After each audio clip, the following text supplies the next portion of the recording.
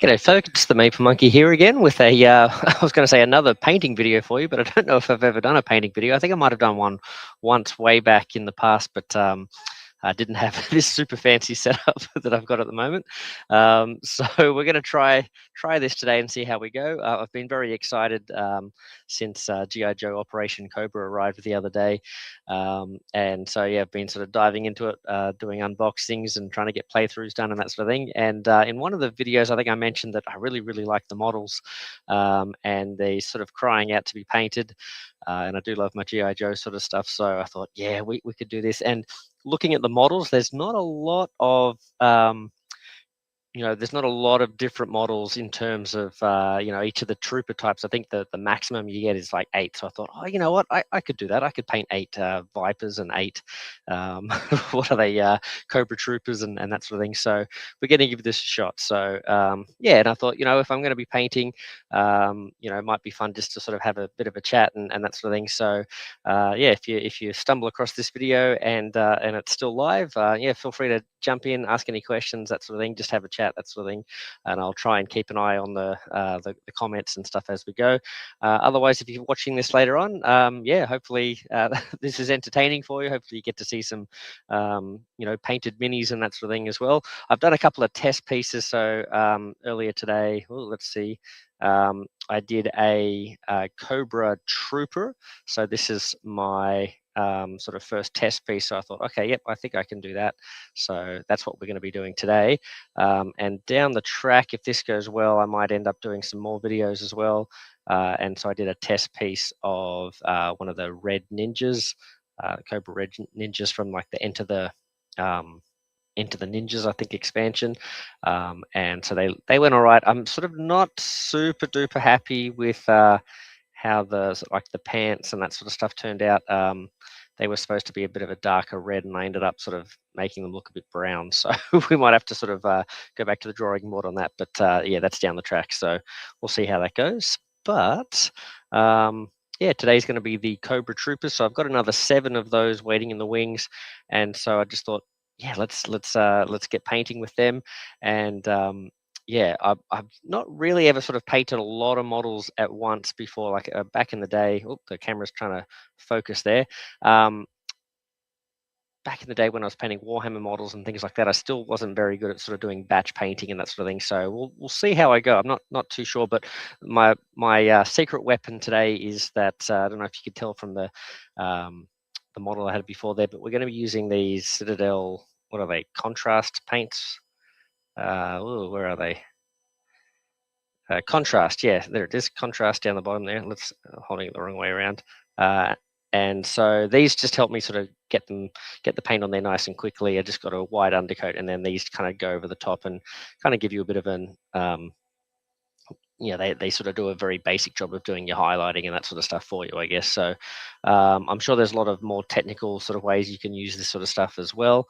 But unlike my Marvel United stuff, I sort of just want to get these sort of done and just sort of table ready and looking nice for a display sort of thing, or sorry, for like a gameplay sort of thing, rather than like putting them on display and that sort of thing. So not taking as much time as I do like with the Marvel United stuff. So, and I figured since I'm not taking as much time, I can paint and do a couple of things at once, sort of thing. So I think, whereas if I was trying to paint the Marvel United stuff, I don't know if I'd be very good at sort of like chatting and keeping up with the camera and that sort of thing. So yeah, we're going to try this out. So fingers crossed. Let's see how we go.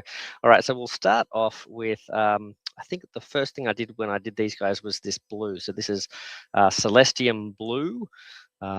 So if you guys are painting anything at the moment, let us know in the comments, like you're painting whatever the game is or whatever sort of figures you're doing and that sort of stuff as well. If you're here because of G.I. Joe Operation Cobra, like, are you planning on painting your figs and that sort of stuff? What have you started with? Yeah, we'll see how we go. But I think what I'm going to do here is now I believe you're not really supposed to water these down too much.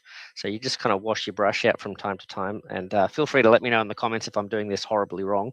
But I've got to try and remember to resist the urge to keep sort of dipping my brush back in the water there apart from just sort of washing it out from time to time. So I'm just going to paint the helmets. I think that's my plan. So I don't know if I'm going to get through all 7 of these guys fully painted tonight. We'll see how we go, because it's already fairly late as I'm starting.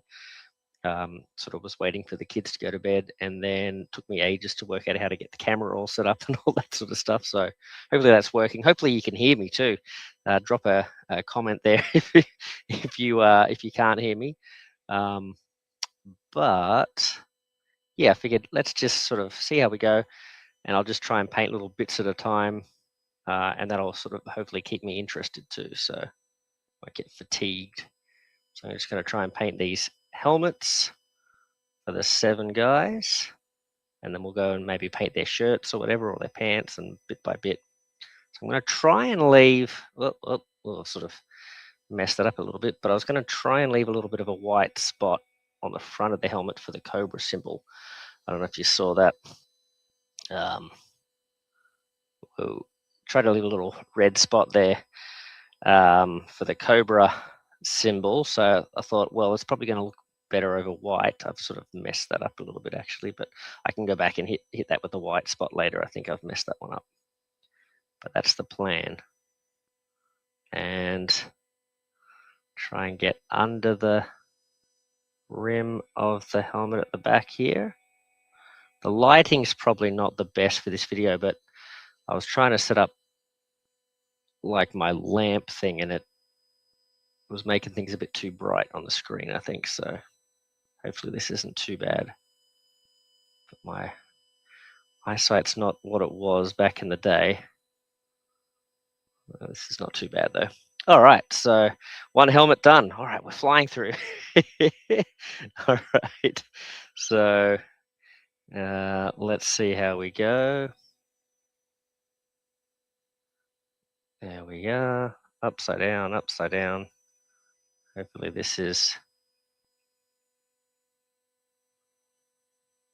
the right way to do this. Yeah, I quite like these models. They're very, I was saying in the videos earlier, like they're very sturdy, lots of detail. So, you know, just doing these contrast paints, like you get a lot of stuff stands out already. But then if you were like a proper painter and you're really sort of going to town with special techniques and all that sort of stuff, I think there's a lot of detail for you to play with. All right, so I've tried to base these guys, whoopsie, going off the camera there, tried to base these guys on an image I found on the web, because these are the, I think these must be like the IDW or something figures, or because there's this sort of G.I. Joe stuff from Operation Cobra. A lot of it seems to actually be a little bit sort of more modern from what I'm used to. I'm used to the old Marvel comics and the old 80s toys and stuff. And some of these designs seem like they're a little bit more modern. I think these Cobra Troopers are kind of from there. So I tried to find a picture of like a toy, or, you know, like an illustration that shows me like what these guys are supposed to look like, or like where's the blue, where's the black, all that sort of stuff on the uniform, like which pouches are blue, which wrist guards and stuff. You know, the wrist guards black, or are they blue? Let's see how we go. There we are, there we are. Oh, flying through this. What is this, the 3rd one I'm on to? Where were these contrast paints when I was painting years ago? I could have done so many more Empire armies for my Warhammer days. All right, there we go. Blue Helmet Brigade looking good. Yep, that's 3 of them done. Wow, wow, wow. Okay, I've got to remember to wash this brush out eventually. But, whoops, let's see if I can. Wonder how much of this painting has remained on camera. Because as I start getting into the painting, I think I sort of forget where I'm supposed to be holding this, so you guys can see. But yeah, we'll see how we go. Definitely enjoying the game though, having a lot of fun with it. There we go. Yeah, the missions are have all felt quite different and very, very like highly thematic, like very not just in a like GI Joe mission sort of way, but just each one is kind of been radically different, like kind of doing um, a rave party sort of thing. Kind of sneak my way through a rave party and having a shipwreck sort of pick a fist fight with Roadblock. That was pretty entertaining. And the previous one was sort of like the Joe sort of surrounded in the bush after their jeep had crashed, sort of thing, and trying to fight off the enemy and steal a radio and all that sort of stuff. Just very, very different sort of thematically. And there's one I've been looking at recently. I think I think we're all good with that one. Ooh, maybe I could get a little bit more blue there. Oops, I'm off camera. But yeah, been looking at this one where you're sort of like not infiltrating, but sort of trying to reach an embassy, and the embassy guards and stuff are actually sort of trying to arrest you, sort of thing. And that one looks pretty fun as well. There's all sorts of shenanigans with Zartan and stuff. So everything looks quite unique, mission to mission sort of thing. So yeah, having fun with that. The rules are a little bit like there's obviously the language. There's a little bit of an issue there, and they're not the most polished. There's quite a few little discrepancies and question marks and things like that. But what I've found is that I'm just really just enjoying sort of getting past that. Not worrying too much about the nitty gritty, and it's very very entertaining. So I'm certainly having a lot of fun with that. There we go. Yeah, it just tells a really cool experience and really cool story. There we go. And it's just super fun to sort of have all these characters that I remember from my childhood, like Flint and Lady J and stuff, hitting the tabletop. Oh yeah, I'm gonna have to hit this helmet again. I've missed that little white spot there. Oh well, that's okay. There we are. Did we get up underneath the back of the helmet there? I think we did. Yeah, that should be fine. All right, how many is that? That's 5. Holy moly.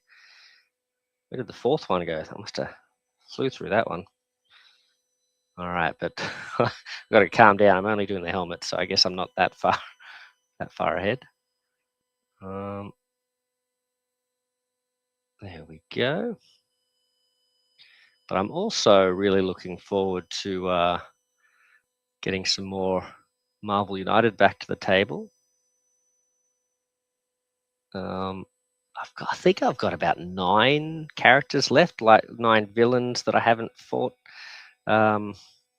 against yet. So I managed to get the High Evolutionary done at PlayCon the other weekend. So that's one down. But a lot of the ones that I've still got left to go in Marvel United are some of the bigger fights I've been sort of putting off because I'm like, oh, that looks like a big one.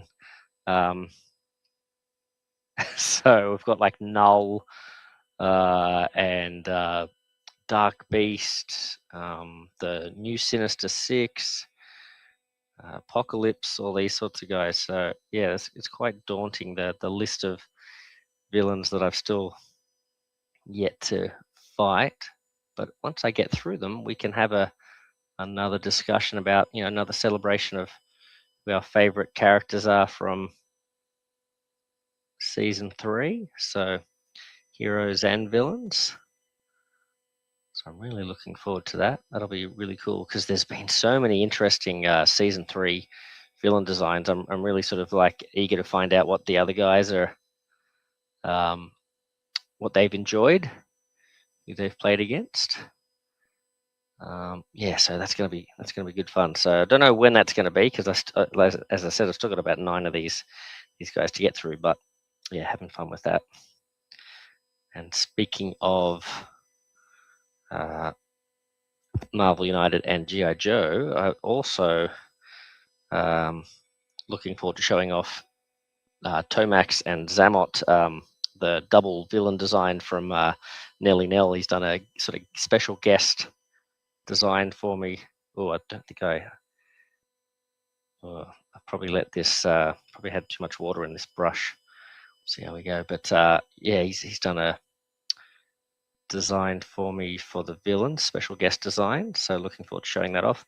And I've just got the art or the sketch art through for Spirit, who will be the final hero that I'll design for the set for at least a while, because I went back and I've made characters for Jinx and Stalker and Quick Kick, and there are a bunch of them that, including Tomax and Zammot, that Big Head Chibis, who I've who's been very cool in making a lot of G.I. Joe characters over the last couple of years, like Marvel United style G.I. Joe characters. With their Patreon, they made a bunch of characters that I hadn't made, like actual hero decks or villain decks for. And so I've been trying to catch up on those and just make sure that I have made a character for each of those designs. So yeah, now we've got Spirit will be the last one, and that means every character that Big Head GB's made, we actually have a model for now. So that's pretty cool. So I think that's all the helmets. That's pretty good. What an achievement! Fantastic. Well, if we don't get finished tonight, at least I've got all the helmets done. So that's pretty good. Now I've got to decide. Okay, let's have a look at this trooper here. Whoa. All right, so the helmet. What else have we got? We've got to do the pants and the sleeves. It's actually quite a big area that's black there with the vest sort of thing and the shoulder pads and wrist guards and stuff. So I think we're going to go, yeah. Let's do the sleeves, I guess, next. All right. So what are we looking at here? All right. Let's see if I can remember which parts of the sleeves. Hopefully I'm showing this off. You guys can let us know how bad the camera angle is and all that sort of stuff as well.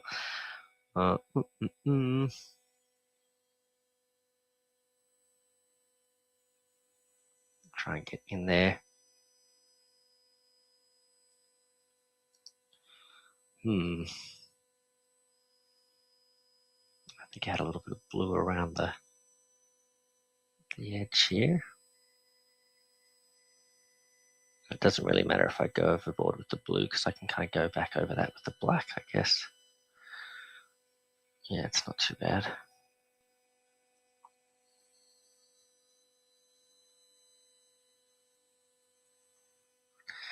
All right. Get in under the arm here.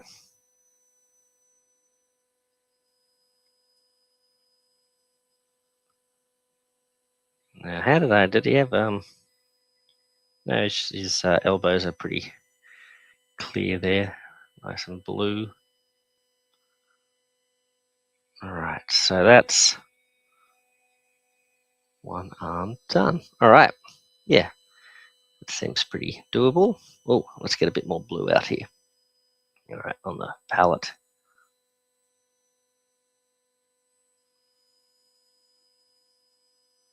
See if I can spread this out.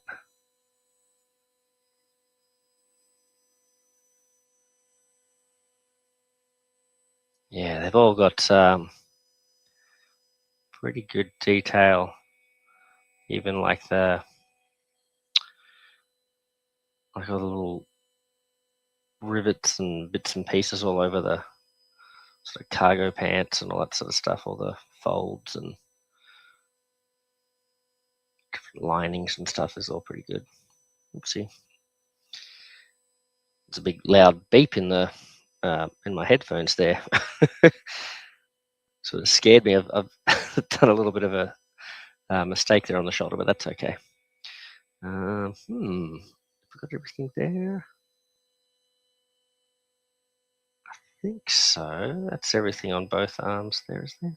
Should have a look on underneath. Yeah, I think that's all right. All right, so let's keep going with the sleeves. Let's get that back on camera. There we go.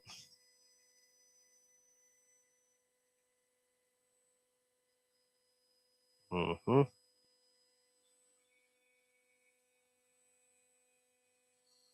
All right. Cobra Troopers. See, I don't remember these guys that much as a kid. I had a lot of the Vipers and stuff, and I just thought the bog standard Vipers were the basic troopers. But it does look like the troopers were a toy back in the day, sort of thing. So I guess I just don't remember them. I don't know if they're like bigger in the. Well, I was going to say, are they bigger in the show, like the animated cartoon? Because I was never really watched that too much. He didn't sort of have it on as much, I think, here in Oz. Certainly had all the toys, and I got into the comics, the Marvel comics, in a big way. But now I've been going back through and reading the Marvel comics again. You know, when I'm researching the different Joes for making their rules and stuff for Marvel United, and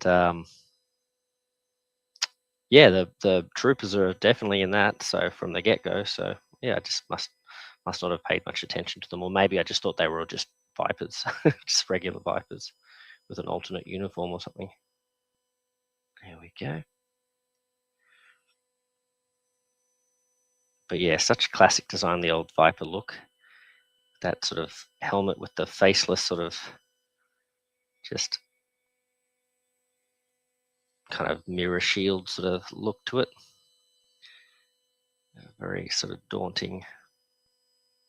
Kind of like, you know, the stormtroopers, that sort of classic, scary, sort of faceless troopers. So I can get some blue around there. Just around the shoulder pad. Just to break up all that black that's going to be there. The vest. Oop, I'm going off the camera again. Here we go. I wonder how much of this is being captured and how much of it's just like me with my hands off the screen. All right. Yep, I think that's looking pretty good. That's 2 characters with sleeves now. All right, we've probably still got a bit enough blue here. Yep, here we go. Yeah, so speaking about PlayCon, that was a very fun experience again. If you live in Oz, it's such a good weekend here in Sydney, down at Darling Harbour. So lots of cool stuff to see and do. You know, if you're staying in Sydney for a little while, you know, maybe before and after or anything like that. Lots of tourist sites and stuff like that. The Chinese gardens are right outside. And but the day itself was, or not, sorry, the weekend was just so much fun. Like lots and lots of gaming, and yeah, chance to play some big games that, you know, are very fun to play with lots of people and that sort of thing. And I don't necessarily get to do that all the time, so that was kind of cool. And then trying new games and meeting new people. That, you know, I love showing Marvel United to new people and that sort of thing as well. And catching up with Len, friend of the channel, awesome bloke. He's got his own YouTube channel, Dice It Up Gaming. Should definitely check it out. Yeah, that was yeah, it's always fun to catch up with him and his mates. He's got this whole crew from Albury Wodonga, which is like these 2 towns sort of on the border of New South Wales and Victoria. And they've got a really awesome sort of gaming community there. They're all very supportive of each other, and they sort of all come up as a group for the weekend. And yeah, they were very generous with their time and sort of invited me into a lot of their games. So, you know, I never felt that I was going to sitting there alone at the convention going, is anyone going to play with me, sort of thing. They were always around to have some games with. And then, yeah, my wife joined me on the second day. So we had a day where we just kind of played lots of sort of nice sort of gentler games and that sort of thing. And yeah, really, really, really fun. Got to play Reichbusters Reloaded and try out all the new fancy terrain and stuff with the watchtowers and stuff. That was a lot of fun. I'd been dying to sort of play with that stuff. So that was a good excuse to do that. And then I hadn't played Battlestar Galactica in ages, and we had a big game of that Unfathomable, the sort of Cthulhu reskin-ish sort of version of that, and that was a lot of fun too. Let's see, I think we've got all the sleeves there with that one, so let's move on. All right, if you're just joining us, I'm painting Cobra Troopers for G.I. Joe Operation Cobra, because I've got these contrast paints that are allowing me to paint them a lot quicker than I would normally be able to do. And I'm just so inspired by the fun I'm having with this game that I thought, yep, let's paint it up. So, and I thought, well, if I can paint with contrast paints, I might be able to concentrate on talking and painting at the same time. So I thought, let's do a live stream. So hopefully it's not too boring for you. But yeah, jump in the comments if you've got anything you want to ask or start up any conversations and that sort of thing. We can do that. There we go.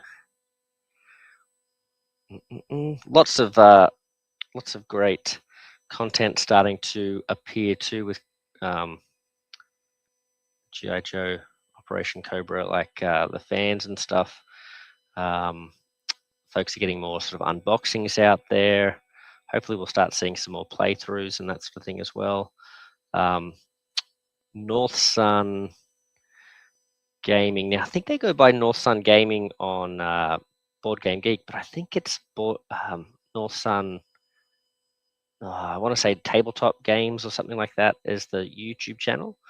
But if you look up North Sun sort of gaming, I'm sure it'll probably come up. But they've done some great unboxings, but also have made a really useful few player aids for folks on Board Game Geek. So if you check out the files section of Board Game Geeks, you can get some good player aids for this game. And another user by the name of goes by Board with Paint, I think, has made another useful sort of icon sort of reference and sort of rule summary sort of thing, which is very handy too. So definitely check that stuff out. I just watched before jumping on here a really entertaining unboxing by like a dad who's like, you know, probably about my age and has the same sort of story where like he was a G.I. Joe kid and G.I. Joe was his childhood sort of thing. And he's sort of unboxing it with his, looks like his, I guess it's his son with the camera. And yeah, he's just so excited going through the unboxing, and his son obviously is not the right sort of age to sort of really be in the know with G.I. Joe sort of thing. So he's kind of educating him as he goes through sort of thing, and it's a lot of fun listening to their sort of banter and that sort of thing. So yeah, definitely check that out. I think I've forgotten the name. I want to say Bob Bovin or something like that is the name of the channel maybe. But if you look up, I think it's like G.I. Joe Operation Cobra unboxing, like in the man cave or something like that. If you use the keyword man cave, I think it'll probably come up. But yeah, very, very cool. There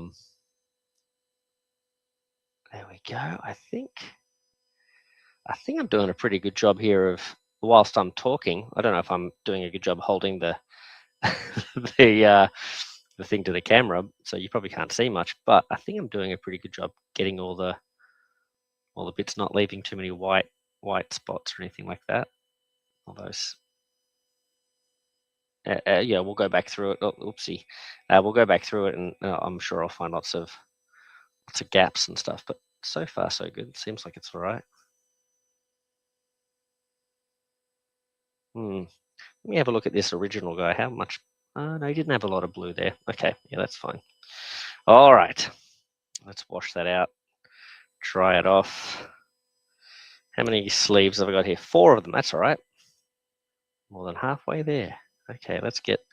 So we're almost there with these sleeves. All right.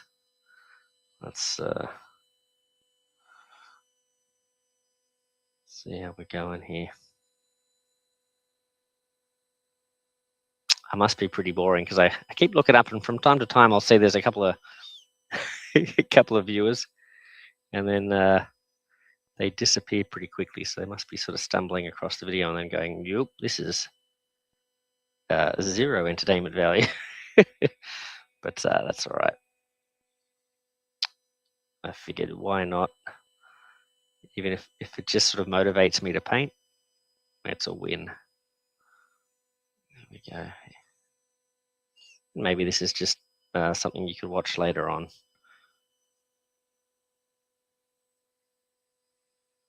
There we go.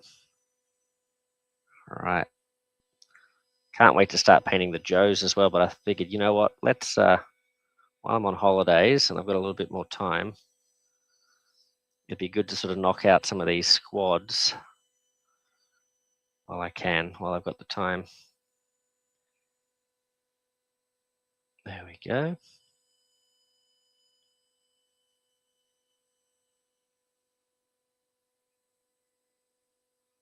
So Cobra Troopers, you're the experiment. You're the, can I get you guys done in a reasonable time frame? I think so. Pretty simple color scheme. It's not too tricky. Like I was saying, there's a piece of art that I sort of am basically referencing here. So I don't know if this is, if you're like a G.I. Joe aficionado and you know about these guys inside and out, you know, their uniforms and stuff.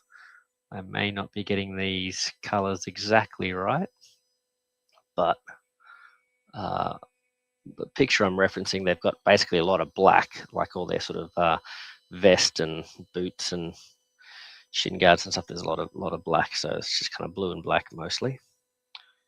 All right, so that's looking pretty good. Yeah, I think that's okay. All right, how many more? 2 more. Let's see how we go. And I'm almost there with the sleeves. Then I guess we'll go on to the pants. Oopsie, I'm going off the camera there. It's a constant battle trying to remember to hold my hand steady.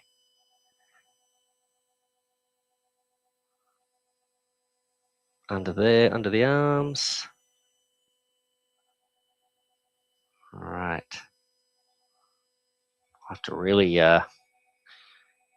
watch the concentration when I'm trying to do the black and not go over the blue that I've already done here. There we go. If you are someone who's played G.I. Joe Operation Cobra, if you even if you're watching this later on, feel free to drop your experiences in the comments. Like, you know, what have you found? Do you find the rules too sort of confusing, or like there's too many sort of like mistakes and things like that that's sort of hampering your ability to get into it? Or are you sort of able to sort of make some pretty sort of quick decisions on the fly sort of thing and just sort of enjoy it? Because that's kind of what my experience has been. It's like, yeah, there's a few little sort of discrepancies and stuff. We've got to be careful. I'm getting paint on my hands here, but none of it's like to the degree that you can't sort of work out a quick solution sort of thing, I find. So yeah, so OC Games, I'm very, very happy with what you guys have come up with. It's there was a lot was a lot of doubt, and it was a shame at during the campaign that there was a lot of doubt cast, and I think sort of a lot of the time unfairly, and I think a lot of people are now in the position where they've sort of missed out, which is a real shame that folks who really would have wanted to get into it, sort of thing, have sort of like been scared away from it. But I suppose mistakes were made and stuff as well, so it's not entirely sort of unreasonable sort of thing. So there we go. All right. One more with the sleeves. Here we go. Let's see if we can get this guy on the camera the whole time. All right. So sleeves, and then the pants are really the last part of this blue. So we'll be done with the blue.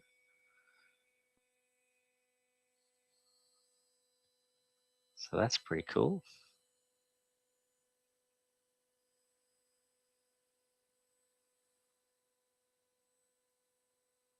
Yeah. I don't know how I'm going to do the Joes, whether I'll just do like one at a time, or if I'll pick like, whoopsie, whether I'll pick Joes that are maybe going to have similar color schemes, so I can sort of do them a couple at a time as well. Guess I'll just have to sort of look at what their colors are and what makes the most sense, sort of thing. There we go. I think that sleeve's done. How about this one on this other side here?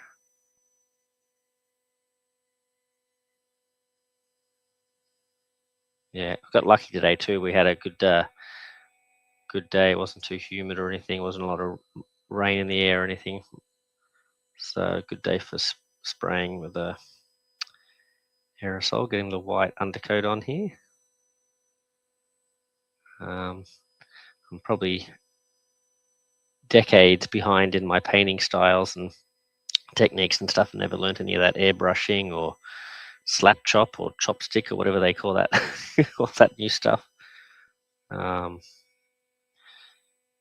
But I do like these little, what are they, contrast paints or whatever. It's a new thing to me as well. But for painting stuff quickly, pretty happy with this. I sort of learnt about these a few years ago with the Marvel zombie stuff. So I did a few of the Marvel zombies from the Heroes Resistance box, I think. From that, I didn't continue on with that because unlike this game, there's just like so many minis and they're all individual and stuff. I just thought, oh, I'm never going to get through all of those. So I just sort of stopped after that first box set. But this, I feel like if I sort of pace myself, I can get through this. So the Operation Cobra stuff, there's a lot of content, but there's not a ton of content. So hopefully we'll get more and down the track, and then hopefully I'll be finished this by then. All right, I think that's all the sleeves. So we're looking good there.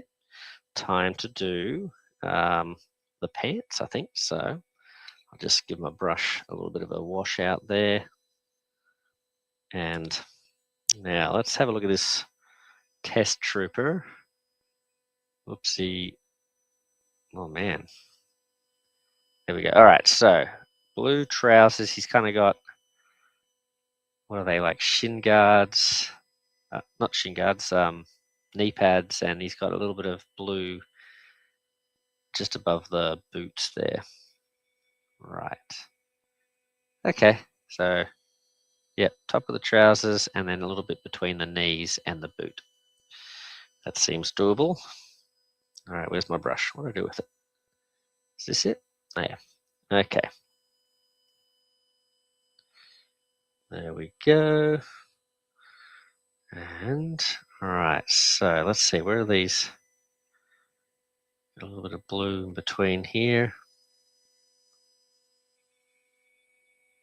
I've got a lot of paint on my brush actually. I better spread that out. There we go.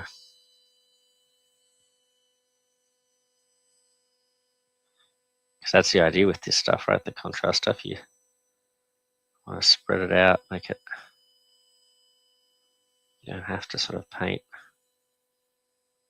too many strokes, really.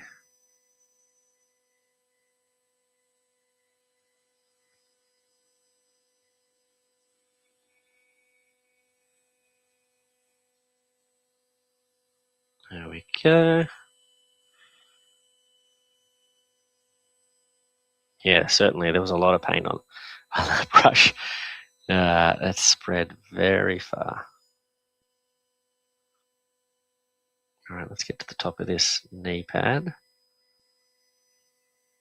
That's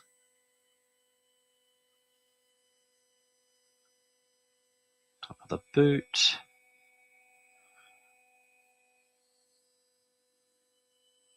All right, let's get in there. We'll come around.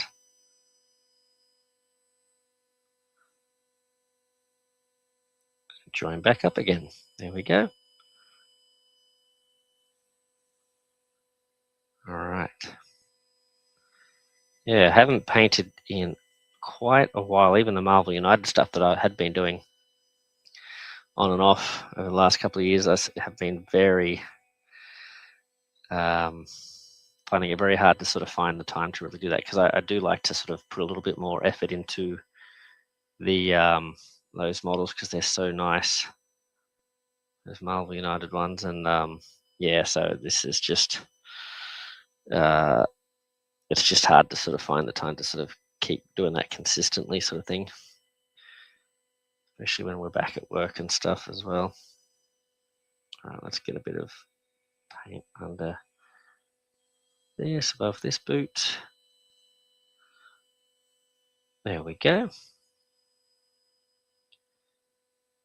But yeah, if you're a painter and you're watching this, what are you painting? What do you sort of paint lots of different games or war games? Warhammer is sort of like where I sort of learned my sort of painting back in the day, working at Games Workshop stores and that sort of thing. There we go. Let's see. Let's get a bit more paint under there. Feel like, yeah, we could probably get a bit more detail there. There we go. One trooper done with all the blue, I think. Yeah, that'll do.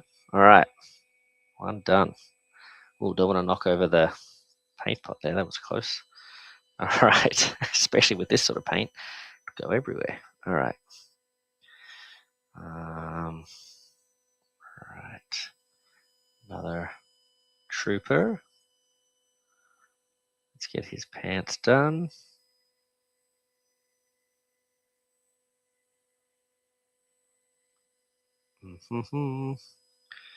Yeah, really like the detail on the red. What are they? The red ninjas, the red hand, or something like that. I think the hand is just from Marvel, right? The hand ninjas. So I think these Cobra ones are just called like the red ninjas. And yeah, they look pretty cool. Lots of detail on them. And again, I found sort of like a toy that looks like the sort of more modern sort of take on the red ninjas, which is what these ones are sort of based on, I think. And so I've used them as a bit of a guide. But unfortunately, they've got this sort of like two tones, like some of their red on their armor and stuff is quite bright, and then like their actual clothes, their cloth, is this sort of darker red, and I didn't quite get that right, and it looks a little bit. I've sort of made it look too brown, so I'm gonna maybe have to go back and check that out. But they were fun to paint because they got lots of cool detail on them, cool design, and that's kind of the fun of painting too, right? Because you sort of start to really appreciate the models, I guess, a bit more, perhaps because you're sort of taking the time to look at the details, because you're trying to figure out, which parts to paint and which parts to sort of do which color and that sort of thing. You're really forced to look um, in, quite specific detail at the models, and you can appreciate the parts of them and stuff like that. So I guess it's a bit like when you, at least for me, when I was dabbling in sort of looking at playing music and stuff like that, it's sort of I didn't really get very far with that, learning to play bass and stuff, but I did sort of develop a bit of a better appreciation for like music composition and different sort of parts that sort of go into a band and that sort of thing. The different roles, the different instruments and band members play and that sort of thing, and sort of listening to a song and hearing the bass line and hearing the rhythm and hearing the drums, and hearing that as separate individual sort of parts to the song rather than just hearing it as a song, has been quite nice. I sort of can appreciate that on a different level now. So I think this is kind of a similar, if you get into the painting of these things, you can really appreciate the sculpting that's gone into them and that sort of thing as well. So yeah. All right. I think that's looking all right there. Whoops. Again, I don't know if I'm getting this on camera very well, but there we go. See, what I've done is I've zoomed in, and I've probably zoomed in too close because I thought, oh, people want to see, up close what's going on, but maybe it's too close, and it's a very fine line before the camera sort of like my hands sort of go off the screen sort of thing. So let us know whether you do you watch many painting streams and stuff like that? What do people tend to do there? Do they zoom in like this, or just have better control of knowing where to put their hands and stuff, or do they zoom out a little bit more and you sort of can see a bit more of what's going on? All right, so we have two Cobra soldiers with their trousers painted. Let's do a third one. All right, here we go.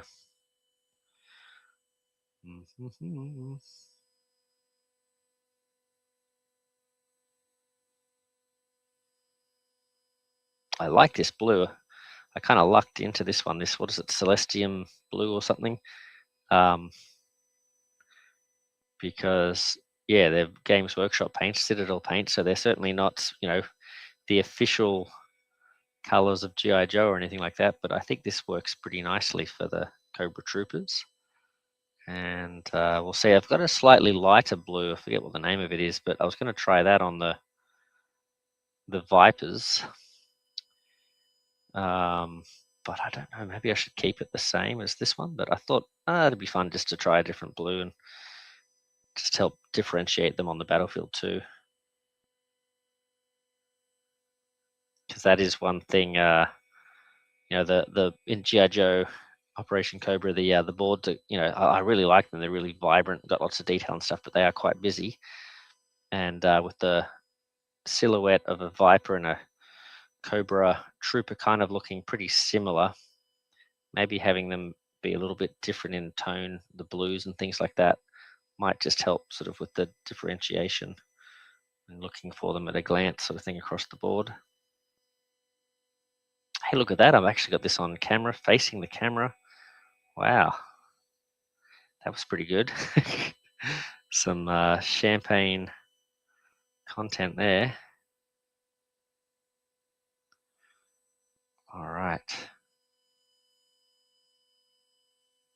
And maybe get a little bit more blue on the top here. Try and make that strap area a bit thinner. I'm sure the black will cover it up anyway.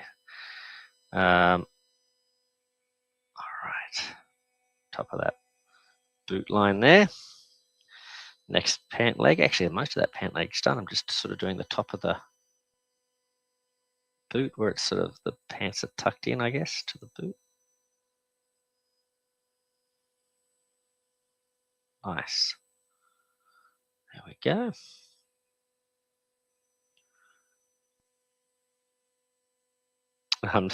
I'm sort of trying to sort of tell myself to calm down with this painting because I'm like, oh, well, if I'm painting these guys, maybe I can paint Reichbusters Reloaded too. I'm like, oh, hold on, there's a lot of models in there too, so let's just calm yourself down. But I think if I did do that, I would certainly use these contrast paints to sort of speed it up. But yeah, that's another game that's got some great looking models and some amazing gameplay. So much fun. And yeah, I really, really like that game. The tension of like the first half of the game where you're sort of like trying to get as much out of your turn as possible without all your best weapons and that sort of stuff, trying to knife all the enemies and stuff before they can set the alarm off. And then when things get too crazy and you have to go loud, you start bringing out your more powerful guns and stuff like that, and it just becomes real sort of action packed. It's like such a good arc to that game every time. And again, it's another one like this where the missions have been designed in a really fun way that tell a really nice story. So yeah, eager to sort of. I would like to paint up those models too, but yeah, we'll see. We'll see. All right. Probably putting too much of this stuff on. Probably oversaturating them, but anyway. People probably watching going, what are you doing with those contrast paints? That's not how you do it. You have to apply a little tiny amount. But you know what? It's looking all right, so we'll keep going. Okay, well, how many have I got? 4 more to go. We're looking all right. We're doing okay here. And then I guess we're on to the black after this. Okay. One pant leg almost done. There we go. We're doing okay. It's looking really cool. There we go. Uh-oh, we're onto the... Now I'm starting to sing to myself here. If you are watching, jump in the comments so I can stop singing to myself. Oh, there we go. Hey, it's Nelly. Go, Joe. You've come to rescue me, mate, because it's been a little bit tumbleweeds this first part of the video, but I was starting to sing to myself there, so having a lot of fun here. I was saying I've just printed out your Tomax and Zamot villain, so hopefully at some point, in the near future, I'll be able to get them on camera. But I've had to resort to printing them in paper because I lost the ability to print the thick cardboard stuff until I can find another store like Print and Play that does the thick cardboard stuff. But you're looking forward to getting them done. There we go. And I'll probably wait until I can get Spirit printed out as well. So then I'll be able to have Stalker and Spirit, Jinx and Quick Kick, I think, take them on and see how they fare. So that'll be fun. There we go.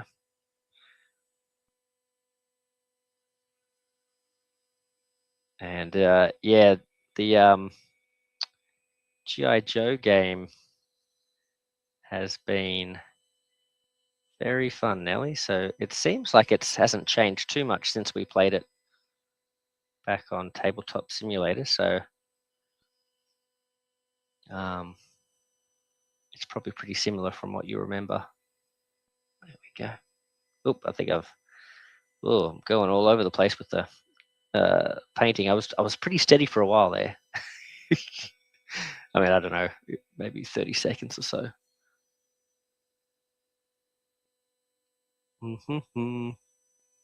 Contrast paints. They speed things up, but they certainly don't make me any better at painting. Okay. Oh, I'm singing again. Okay. That's looking good there. Have I got that pretty much done? I could probably neaten that knee pad up there a little bit. Yeah, there we go. Saw your vids. It looked more or less like what we did, but but finished, yeah, and in the flesh, right? Okay, so I think that guy is pretty much done. See my last one? No, I've got one more. Right, one more. I've got to finish his pants. Never thought I'd be saying that on a video, but there you go. So one more Cobra Trooper to add a little bit of blue to. Yeah, I'm thinking next time I do one of these, if I do one, I might have the camera a little bit more zoomed out, because I guess you don't really need to see super up close detail. I don't know. Not sure what people like to see when they watch a painting video, but I just feel like I'm sort of going in and out of focus too much and going off the camera and stuff. Whereas if I had it zoomed out a little bit more, it might be a little bit more watchable. It might be like those playthroughs where I was sort of zooming in and out on Tabletop Simulator way too much. So this is probably giving people motion sickness. There we go. I don't know if I've ever asked you, Nell, do you do any painting? Like, do you have any games that you've done? Because I know you've sort of, with your Pathfinder stuff, you know, do you have models with that? Do you tend to paint those when you get them and stuff like that as well, or not so much? I do not. No, nor does. Okay, that's pretty cool. Does he do like a whole range of things, or does he have like a particular sort of game that he likes to paint, or does he sort of dabble in all sorts of models?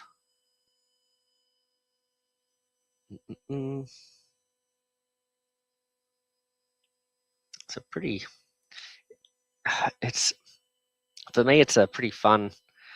It's fun. It's rewarding, but it's also I find that it takes. You know, you got to be motivated, and it's not always there. Even though it is fun, it is also like, you know, it's pretty time consuming. That's why I like these speed paint things. But yeah, it's like you got to sort of the everything has to align for me to sort of be able to sit down and get some decent painting time done. And like I've been saying earlier in the vid, like I tend to take quite a while because of my style. I don't do any of the dry brushing or those sorts of things and stuff. So I don't tend to do a lot of speed techniques or anything like that help speed up the process. So it's pretty tedious, I'm pretty slow with my painting progress, I think. There we go. So that's why I'm super stoked to get 7 of these guys done. Holy moly. Or at least they're blue. Oops, I'm way off camera. There we go. Zoom in, zoom out. Okay. The main ones he paints are United. Oh, so he's been painting the United stuff. Oh, that's cool. I'd like to see that. Tell him to post it. Does he post them in the Discord? Marvel United Discord? Yeah. Or wherever he posts them, I'd like to see it. The main ones he does are United and this World of Warcraft board game. Oh, okay. Is that the one? I remember a World of Warcraft board game from quite a while ago. Okay, but he doesn't post them. Okay, that's all right. Anyway, if he's happy to share them though, even if he gives you permission to put some up on the Discord or whatever, like as in us chatting and stuff like that, I'd be happy to check him out. That's pretty cool. Speaking of Discord, it'd be cool to see if we end up getting like a G.I. Joe, like Operation Cobra Discord or Facebook community or something like that, just to help share homebrew designs and things like that. I will say already someone, I think it was Steve Bean, has posted in the Board Game Geek files. What am I doing here? Oh, I think I'm done with the blue. I think I just loaded up my brush with more blue and I'm all done. Okay, too busy talking. But I think he's done. He's already done the first homebrew character that I've seen for this game. He's done Torch, one of the dreadnoks that we didn't get. So I was very impressed. It looks really cool. I want to ask him, like, what sort of how did he get the design looking so close, sort of thing? Does he have like a file or a template or anything like that? But yeah, it looks very, very cool. So yeah, if you are a fan of the G.I. Joe game, check out the BGG files, because it's Steve Bean, I think his name is, has put the first of those fan-made characters up there. It looks really cool. I think he's also done a guide for folks to help them out with the tile numbers. I think the numbering system on the tiles is a bit confusing in the game as is, and he's done like a bit of a guide for how to sort of like update those, or sort of make them a bit easier to follow. All right, well, let's put this blue away before I load my brush up with it again. And we'll move on to the next major color, which is going to be the black. Okay, which is pretty much 90% of the models are blue and black, so we're almost there. So that's pretty cool. All right, this one's called Black Legion. So there you go, Black Legion. And what we're going to do is, here's our test. Whoa, let's bring that to focus. Whoops. There's our test model. So you can see they're pretty much, oh man, I'm all over the place. Black boots, black shoulder pads, knee pads, and big vest there as well. So, and gauntlets. So most of them are black now. So we'll see how we go. All right. Okie dokie. Let's load this up. And should we do the boots? Let's do the. We started at the top before. Let's start at the bottom. We'll go up. So we'll do the boots. And I'm trying a process where I go through and I do like a part of them each. So rather than doing the whole model, I'm off the camera again. I'm just doing sort of part at a time. So I figured let's do the boots, and that hopefully will keep me sort of entertained. I tend to find that, I sort of, like I was saying, get a bit fatigued with the painting. So this will hopefully keep my interest. I'm like, oh yeah, I just got to get the boots done. Okay. And if I can just do that for 7 models, then I can move on to the next bit. Seems to be working. Use like psychology to get myself to get through these. Okay.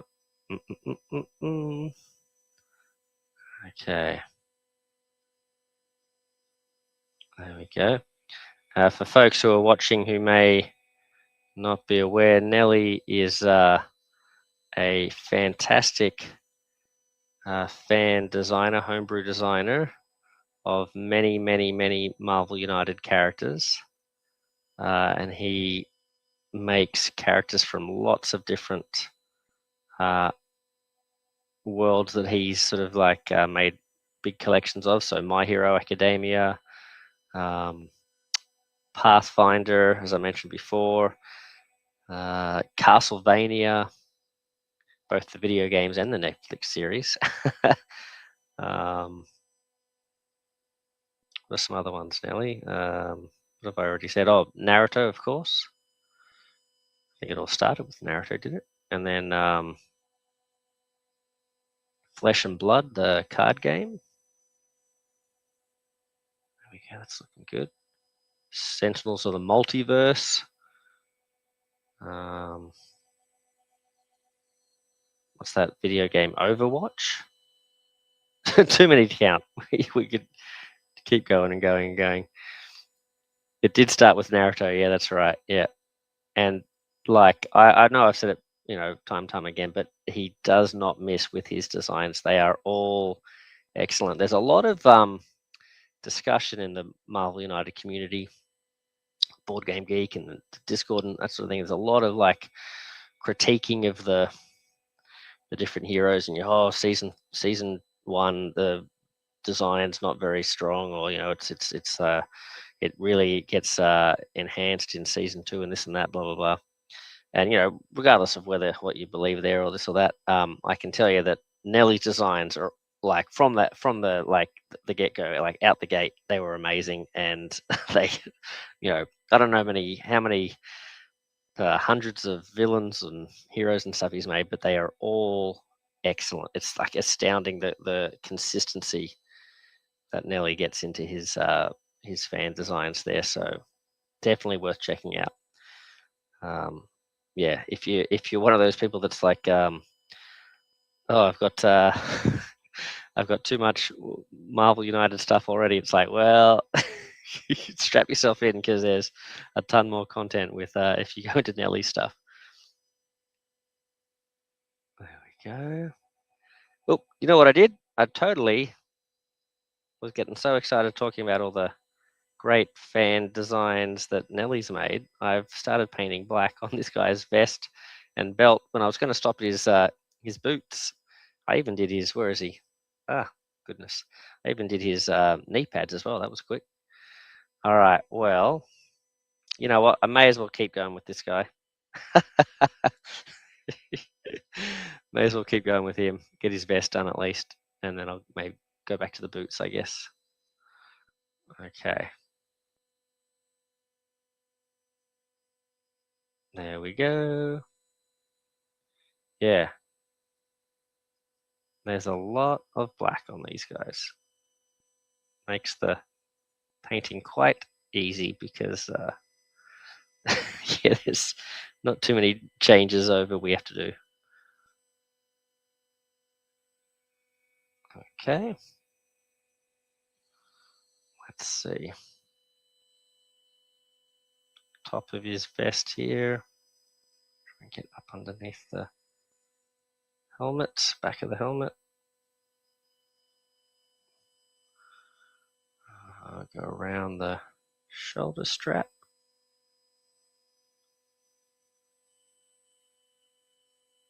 There we go. I'm trying to not think about the fact that the school holidays are coming to a close relatively soon. But I've been enjoying getting some time to do some more content, film a couple of playthroughs and stuff like that. It's been fun.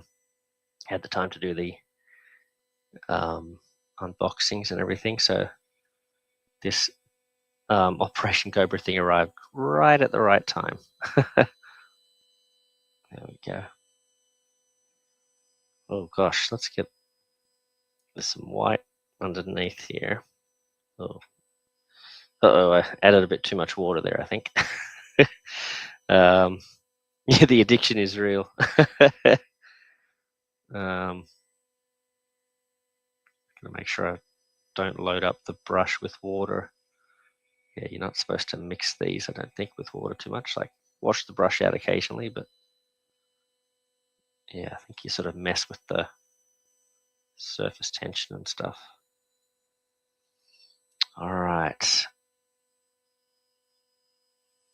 Let's see. We got most of this vest done, I think. We're looking pretty good. In a different light, maybe tomorrow when I look back at these guys, I'll probably spot a few bits and pieces, there's a few gaps. But at the moment, this is looking pretty good, I think. So he is pretty much done in terms of his boots and his vest. So we've got a bit of a head start on that for later, but let's keep doing the boots with these other guys. All right.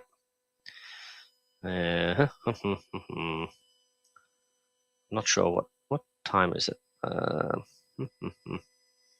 So okay, it's getting about 20 to 12 here. So we'll see how far I get with this. I probably shouldn't stay up too late, but if I can get this black layer done, I mean, that's pretty much mostly done, isn't it? Let's see if I can get this on camera. There we go. Looking good.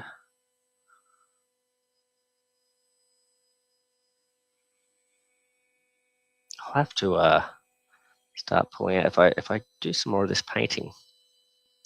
Might be fun to sort of pull out some old Warhammer models or something and have the kids paint alongside me or something so they can join in.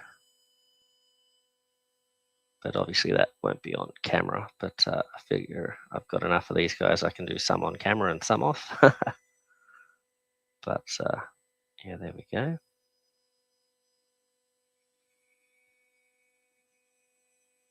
Try and get this knee pad done. Great thing about these troopers is I don't have to be too accurate. And this blue is fairly dark as well, so where the blue and the black sort of meet up, it's a little bit hard to tell. So if I make a few mistakes here or there, I don't think it's going to show up very much, so that's okay. That'll help me with my speed. There we are.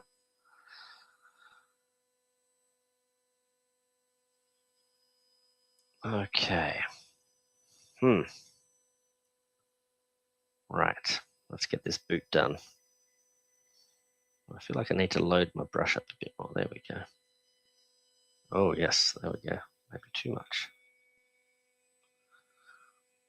Let's spread this out. Come on, camera. Focus. Focus. There we go.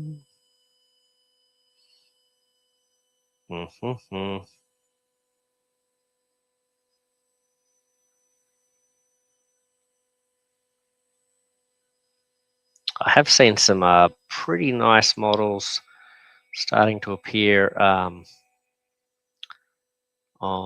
I think some people are sharing it on the not the Discord, the GameFound page, like links and stuff to their models, looking very cool.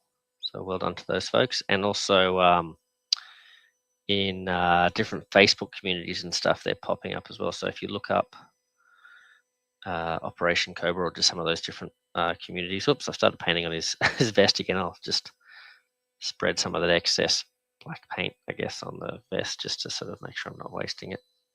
But yeah, there's some really nice looking stuff, like a lot more detail than what I'm doing here, sort of thing. So yeah, very impressed and looking forward to seeing what other fans in the community and stuff are able to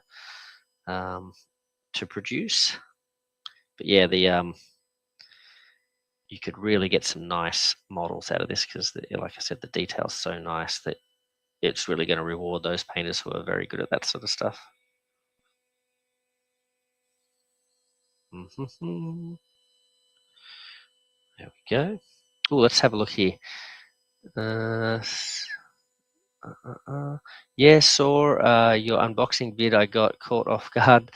Stopped hearing about it, so actually seeing it. Well, that was the thing, and I think, like, yeah, it kind of dropped off the radar because I think a lot of people really wrote it off, and especially since last time we spoke about it, people were wondering, yeah, if it was a scam and if it would ever see the light of day. And that's the thing. A lot of people like really were very convinced about that because there was, look, there are a lot of folks who, I don't know, like they seemed like they weren't going to take no for an answer. They, just had made up their mind that it was a scam and that's what it was. And yeah, they just didn't let it go. I think, obviously there were some decisions made, including using my video as a video on the the GameFound page and stuff. Probably wasn't the most professional looking video, sort of thing. And not getting other content and stuff out there certainly wasn't probably a good look and stuff. So I don't think they helped themselves with that sort of thing. I think maybe they could have done a little bit more public relations to sort of get their, like, who they were out there to the folks and maybe reassure folks. But who knows? Maybe they weren't. Some people are shy and stuff. Maybe they don't like being on camera and stuff. But yeah, it just seemed like one of those things where there are a lot of sort of internet sleuths and stuff that were, just, you look at the website, the Board Game Geek thing, it was like hundreds of of comments along these threads, and they were like the only threads there about what a scam it was and all this sort of stuff. And so I think it turned a lot of people off, sort of thing. So I think we were sort of lucky that it got made, and they've shown everyone that they could get it done. And lots of folks, also these experts, were saying like, oh, there's no way this will fund if it's only made this much money. Miniatures heavy game, you're not going to be able to get it made. There's no way this is going to succeed. And well, they did it. They got the money they got, and they had the things in place, and the contacts, obviously, whoever they had in the logistics sort of side of things and the manufacturing and stuff, they had it all lined up, and they got it done in a good amount of time. And you could say that maybe they could have spent a little bit more time double checking the rules and stuff like that, because there seemed to be a few little, well, I shouldn't say a few, quite a few mistakes and things like that, and discrepancies and things. But like I said, it's still pretty impressive what they got done. And all of those things in the rules are very easily, well, I shouldn't say again very easily, but I still think there's so much fun to be had with this game if you can get past the rules, if you can sort of like, make a quick decision about what rule you're going to use and that sort of thing. I think it's a lot of fun. So so many big companies basically use. Well, that's the other thing too, and I think also it had been a period where there'd been a lot of dodgy behavior from other companies and things like that, and lots of Kickstarters had started failing and things like that. So it's certainly fair to say that there was, the people who had concerns. It wasn't like unfounded sort of thing, I guess. So, but they've done a great job, sort of like overcoming all of that and producing a great product here. It's very, very, very, very cool. Now let's see. I've remembered not to go. Oh, hold on a second. I've just discovered some characters with blue pants that I didn't get past. I thought I was finished. My goodness. Oh no. Where did these guys come from? I'm obviously not doing very well at my counting. Holy moly! It's like 2 of them that I haven't done the blue on their pants. Huh. Well, there you go. It's a bit of a setback, but I'll keep going with this guy's boots, and then I'll go back and hit the blue on him later. Oh wow! What was I doing? How did I miss these guys? There we go. 1 boot.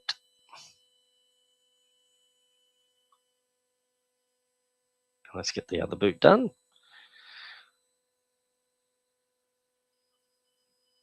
Let's see if I can get that happening. Yeah, sorry about the focus, guys. G'day, Dan. Is this the first painting live stream? Yeah, well, I don't know how much of a painting live stream it is. I'm half off the camera most of the time, but yeah, this is the first painting live stream of G.I. Joe Operation Cobra that I've done. I'm doing some Cobra Troopers. I think I may have done I was saying at the very beginning of the video, I think I may have done a video way back, like when I was doing like a little mini live streams and stuff. I think I did a little bit of a painting live stream, but it was maybe even using my phone or something. I can't remember if I did that or not, but yeah, it's either the first or the second painting video that I've done, but certainly the first I've done for G.I. Joe Operation Cobra. So what I'm doing is I'm sort of going through and doing sort of parts at a time. So I've sort of been going through doing all the blue first, starting with the helmets and then doing the sleeves and then doing the trousers. I was on to the black, but now I just discovered that I've got a couple of troopers here that I missed their trousers. They're going to battle without their trousers. It's the wrong trousers, Gromit. Okay, so where are they? this guy here, everyone else got trousers on? What's going on here? All right, so this guy and this guy need trousers. Okay. So I've got to go, I'll close this up. I'll go back to the blue. I'm using contrast paints, these Citadel contrast paints. They're helping speed it up. Otherwise, there's no way I'd sort of get these done this quickly sort of thing. So Celestium Blue, this one is. So it seems to be a pretty good blue for these Cobra Troopers. Let's put this guy over here. All right. Boy, oh boy. Can't go into battle without your pants on, buddy. Okay.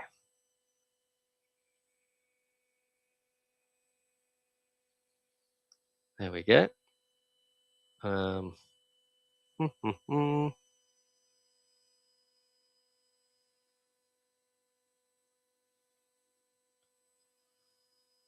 That's good. Spreading this blue out. I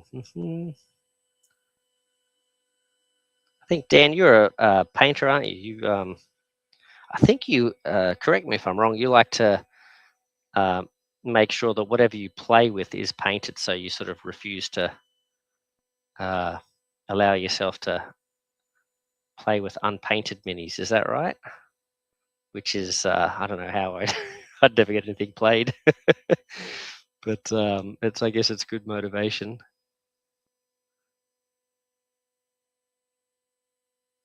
There we go. And I think, yeah, you've got some, like, again, Renaissance man. He's like man of many talents. Quite good at not just your painting, but like your like converting and things like that. Did you do the Batman with the lighting, where his like bat signal was like you could light it up, sort of thing? Or am I misremembering that? Hopefully, I've got this model on camera. All right,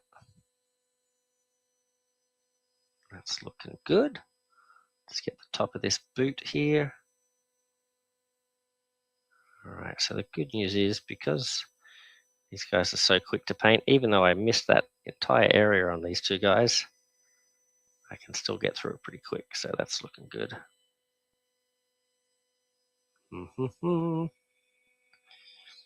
Unless I'm I've been trying to get back into it. Okay, rarely play with grey. Yeah.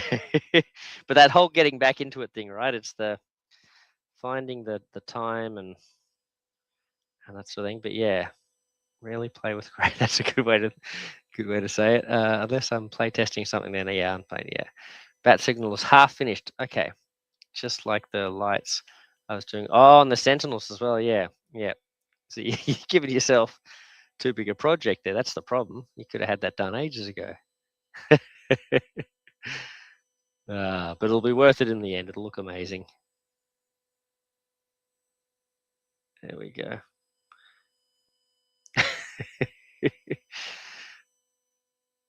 All right.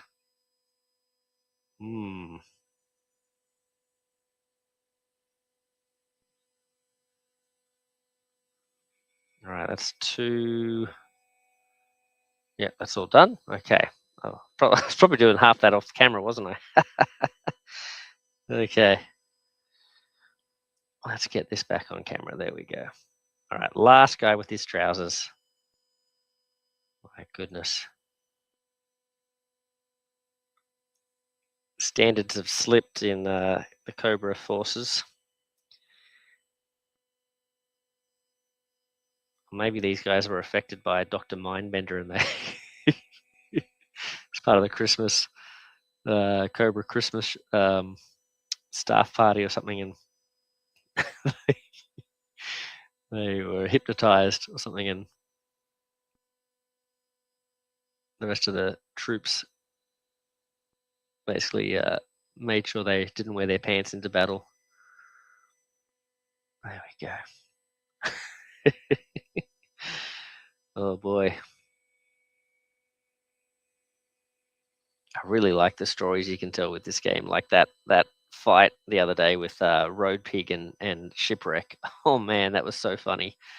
I could just picture the scene where like Shipwreck runs up and punches him in the face, and it just has no effect, and then he just kind of like gulps and like looks up at him and sort of smooths down his shirt and is like, "Sorry, buddy." And then he absolutely got clobbered by Road Pig in return. So good. There we go. Well, that time, Nelly, where we were playing and Snake Eyes, like, I think he jumped in a bin or something next to one of the Cobra Troopers or something. All the little fun little stories and stuff you can tell with the game. And then poor old Timber got gobbled up by one of the crocs. So we went on a rescue mission, the next one. Actually, that's I was going to ask you, Nell, can you remember, because I think you were using Snake Eyes back then, was there, did we sort of, what did we play with the Timber? Did we have him sneaking around with Snake Eyes? Did we allow the pet to also use the hidden status? I can't remember what we did with that, because I sort of ran into that the other day, and I thought it'd be fun to have Law and Order sneaking around together, sniffing out things on the conveyor belt and stuff, looking for packages. But I wasn't sure if it was like something that we'd done before in one of the other like stealth missions. There we go. All right, now that is officially all of the trousers done now. So there you go. Oh, hold on. I just want to get a little bit more blue on there. There we go. All right, that's done. Now we can get back to the black. Okay. Done. All right, let's make sure we close this blue. Okay. Oopsie. What's that? Have I let some paint dry in there? Oh, that's okay. Now, where'd the black go? Is this it? Okay. Black Legion. Looking good here. Now, where was that guy that was halfway through? Well, I'll pick this guy up because I can see a bit that I've missed with him. So let's just hit the side of that vest there. There we go. So he's all done. Yep. All right, he's looking good. This guy's got his boots on. This guy's got boots. Oh, now he needs his knee pads done. Okay, so this must have been the guy that I had halfway done before. Okay. Let's get some of these. Although I sort of probably should wait for this guy while that blue is still drying. Probably don't want to mix it too much, right? Not sure how bad that is if you start cross-contaminating the contrast colors with each other. There we go. It's going a bit out of focus again.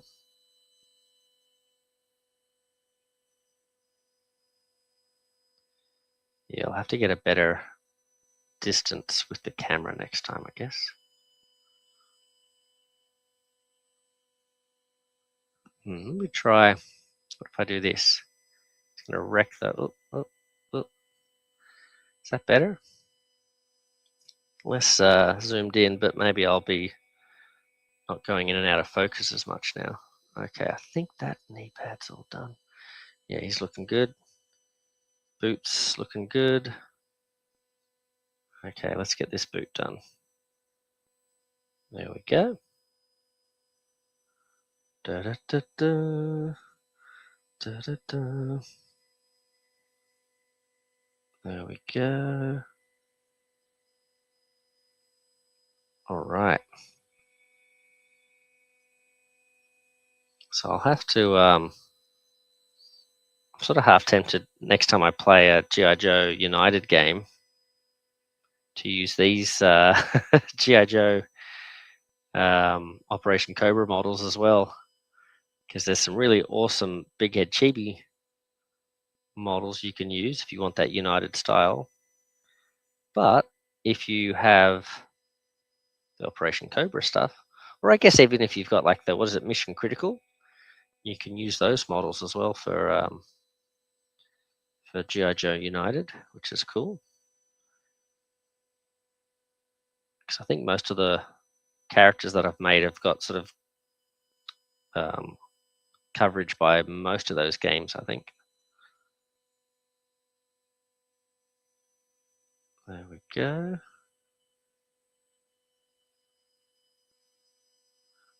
I just got the art from Erwin Thunder, who's the artist that I use for all my Marvel United homebrew stuff, and he's just sent me through the sketches for Spirit that I've commissioned, and they look awesome. And Spirit's got his bird. I think the bird's name Freedom, and yeah, it looks really cool. Looks really cool. So I'm looking forward to getting those cards. Big Head Chibi stuff. All the stuff that has models from Big Head Chibis will officially have a hero deck or villain deck as well. So that'll be fun. There we go. Oh man, these Cobra Troopers were flying through them. All right. I mean, I guess you what's your definition of flying? Is it like several hours of painting? Or, but yeah, for me, this is pretty good. It's pretty good. All right, so we have the boots and the knee pads done on yet another trooper. I'll have to count them up and see how many I've done now. And then I guess I'll go on to the vests. And then they really just have like that arm guards, and I think the like the mask, and that's pretty much all the black done. All right, so that is looking all right. Yep. Okay. So how many troops have now? I've got 1, 2, 3, 4 with their boots. 5. This guy's. I also did his vest. That's 5. All right. So just a couple more. All right. Try not to forget. All right. Am I on camera still? Hopefully I'm on camera. There we go. Should be able to keep these on the screen a little bit easier now with that camera zoomed out. There we go. Speed painting.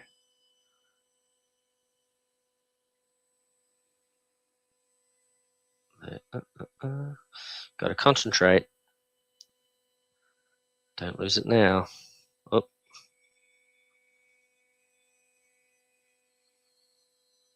It's funny, I don't usually use a white undercoat. Obviously, it sort of works best for this style of paint, but I'm not used to sort of seeing all the little bits that I miss showing up very brightly as a white speck, that I've missed. It's kind of why I usually use a black undercoat. I like it sort of, it just kind of hides all the bits that I've missed. Makes it very easy when you you don't have to worry about painting things up under the arms and behind the weapons and all that sort of stuff, usually because it's sort of hidden in shadow. There we go. That is one side of his boots done. Let's do the other side.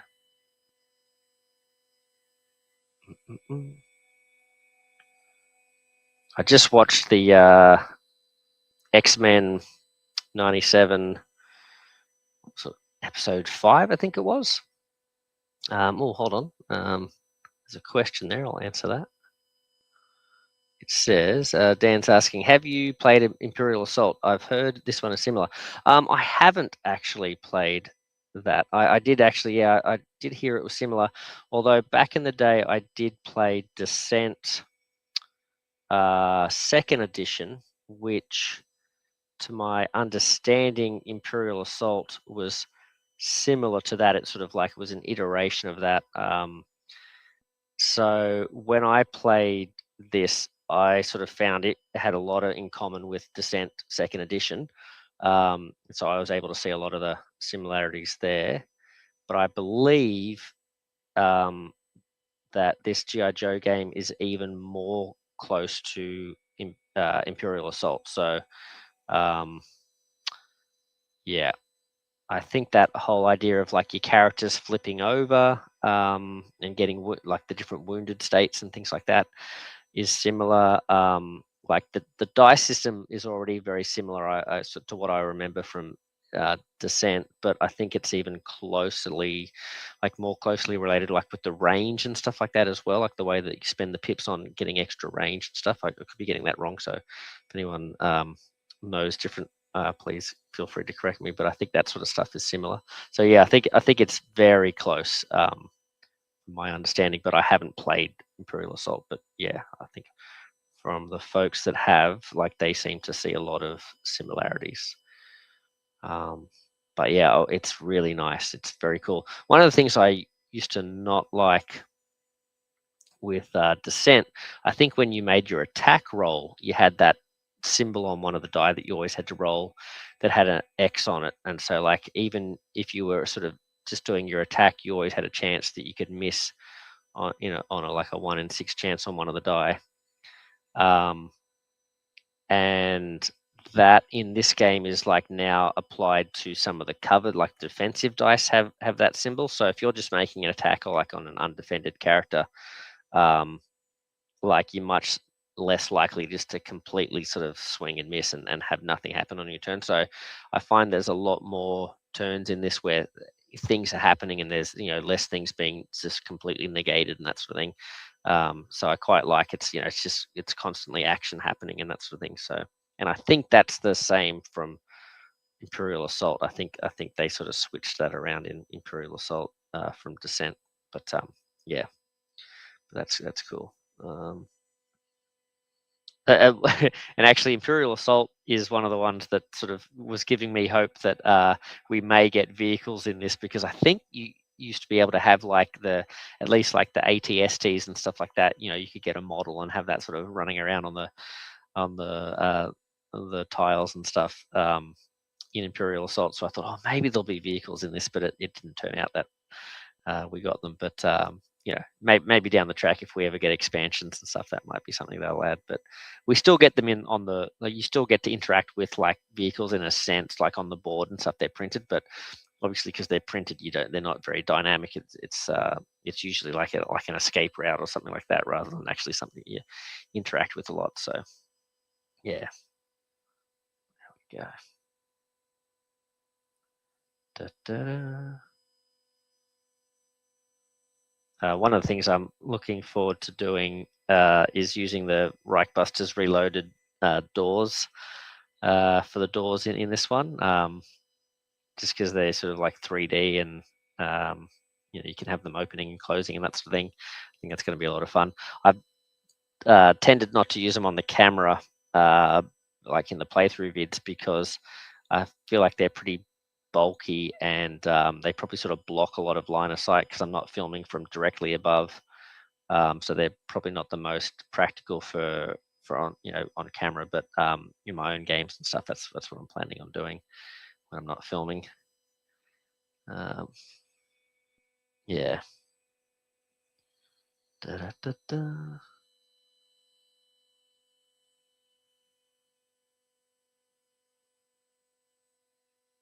And I believe they talking about Imperial Assault. I think they even said in like the comments and stuff, like they've said that like that was definitely a an inspiration for them. Like they haven't said like, oh no, like our game is completely original, and like they've said no, like we definitely were inspired by that, and that was sort of based a lot of our design decisions and stuff like that around the game. So yeah, it's definitely, you can definitely see its footprint all over it, sort of thing.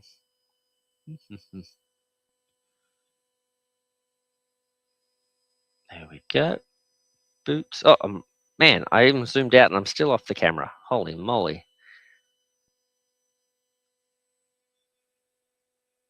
Oh well. I'll try better next time. At least I'm consistent. My painting videos are as bad as my playthrough videos. Let's go.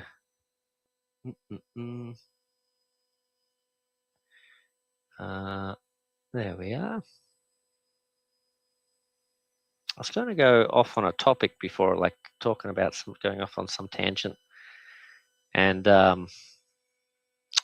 forgot what it was now. So I'll just keep painting. Hopefully, it might come back to me. But I'm almost done the boots and the knee pads now with all these guys. I think this might be the last one that I'm doing. So we can start doing the vests now. Imperial Assault has fan-made co-op. Yeah, I did hear about this. Has a fan-made co-op. Unfortunately, haven't tried. Oh, sorry, only has a fan-made co-op. Yeah, but I did hear that's very good though. I did hear that's very good though, because it's normally one that you have like someone controlling the bad guys, right? A dungeon master sort of thing, like Descent. But yeah, I did hear that it's got a co-op. Oh, haven't tried it yet. Okay, but you've got the big Imperial Assault collection. Yeah, well, that's cool. Well, that's pretty awesome. That like two of my favorite IPs, like Star Wars and GI Joe, have like a cool gaming system that you can sort of like fight out these cool sort of battles from your memories of your childhood and stuff like that. It's pretty cool. Did you like the Imperial Assault, like the main game? Did you get to play much of that where you had like a bad guy, like someone controlling the bad guy, or did you not really get to play that as well? Like, when you say you haven't played it, have you just not played the co-op mode? There we go. Knee pads. I think officially finished. Awesome. Haha. Is this guy done as well? Yeah, there we go. All right, so now we can do the vests. All right, let's get this vest done. So one of them's already got a vest started, doesn't he? Yeah, let's start with him because while I do the vest, I think I may as well do the shoulder pads as well. All right. Oh, I feel like I've got too much water on the brush here. Let's try and fix this up. Da, da, da, da, da, da, da, da. Okay, where are we up to? One shoulder pad coming right up.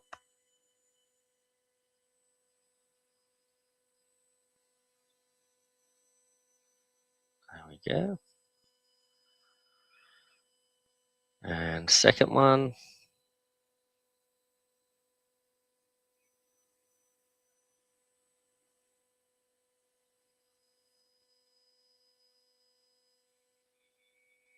And let's try and be as careful as we can. That dark blue is pretty forgiving around it, but we don't want to be inaccurate if we don't have to be, so that's pretty good. All right. Vest and shoulder pads done. Let's do another vest. Okay. So we can get all this paint on here. I'm not big on head-to-head. Yeah, me neither, which is, again, sort of one of the reasons I don't think I really got into Imperial Assault back in the day, was, again, because it was like Descent and sort of you had to have a bad guy. I didn't really like the idea of that. That's the one where I saved the heroes for the end, thinking my painting would improve, and then never quite got to them. Oh well. Oh well. But yeah, I remember there was a lot of stuff for that back in the day when Fantasy Flight, yeah, they were releasing all that stuff. I was kind of collecting. I remember I started sort of getting more into Descent when it had that app where you could sort of, again, sort of make it co-op. But yeah, just never really found at the time I sort of like didn't have the group that was playing it and didn't really feel like playing it just by myself, sort of thing.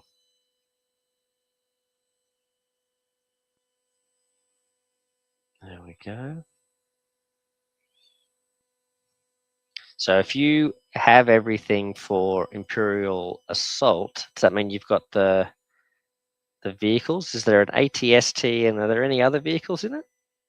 I can sort of a lot of the starfighters and things like that. I'm like, I can't really see how they would make that work. So I can sort of picture an ATST, but I'm not sure. Did they ever do any other vehicles? Or am I totally misremembering that and they didn't have an ATST? Maybe they didn't have vehicles at all. But I thought there was like an expansion that had one. Now I've got to be careful here, not oversaturate this vest.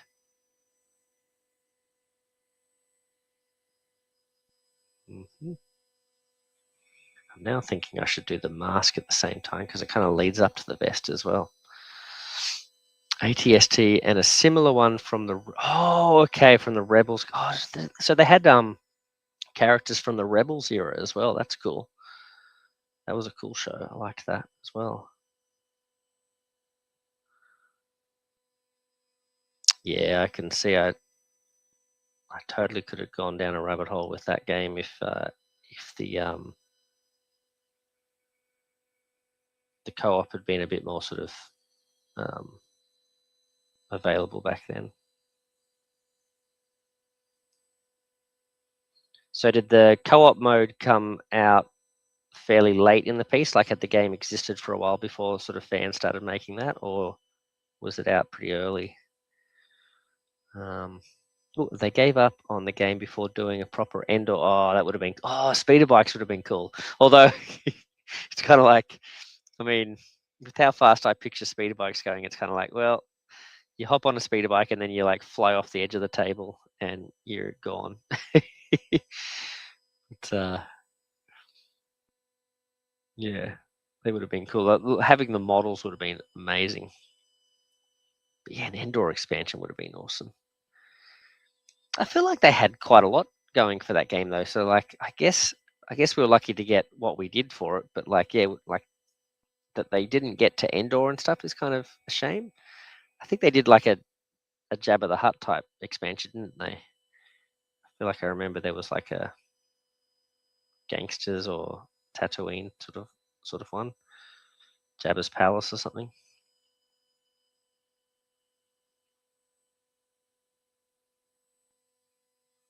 All right,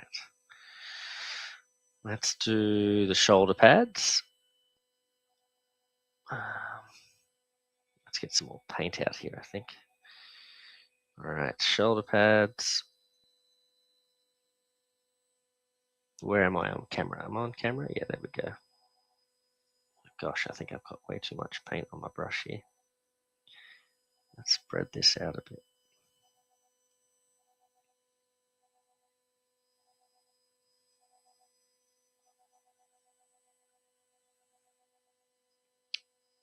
Okay.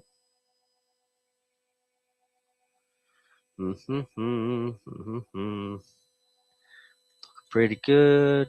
Looking pretty good. Okay. And get a little bit more paint on the vest there. Yeah, and I think what we'll do, we'll go up under the helmet here and we'll get his mask done as well.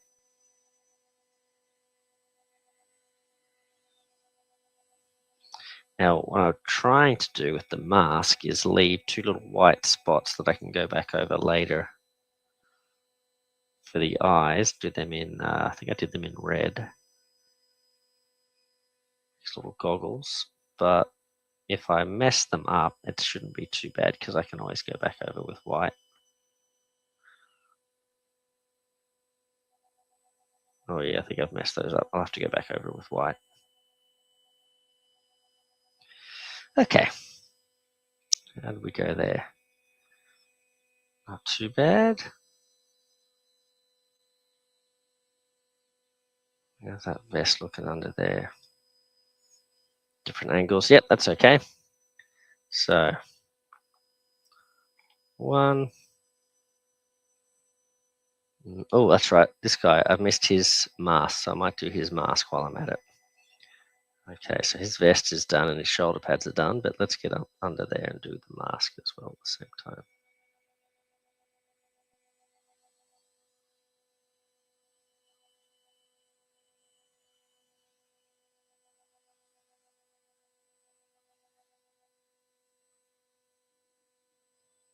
There we go.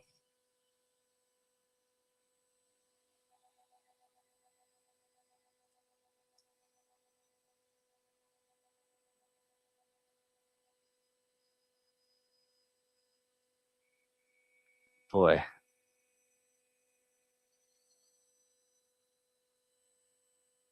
Man, eyes are always the worst.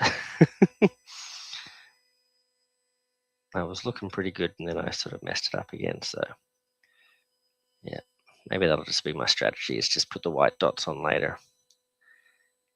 Okay. Alright, he's looking alright. I spotted another little bit of mist on his vest, so I'll just catch that now. There we go. Oh yeah, there's a big spot of mist down there.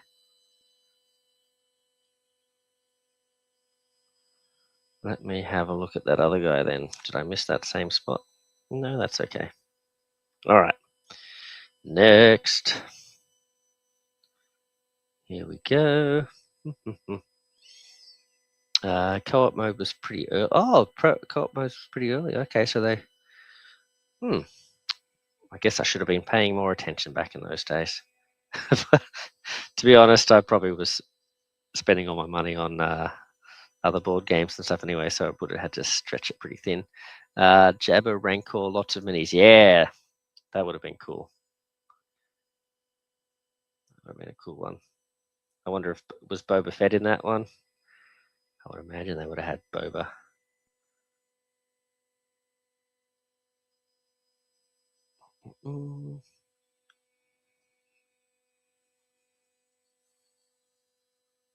Now we have to do the crossover, right? We've got to do G.I. Joes and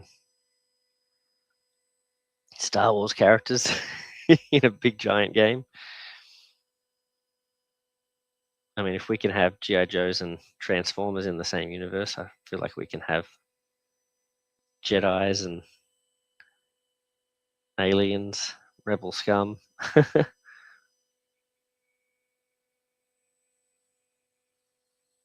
cool. We've got another vest almost done.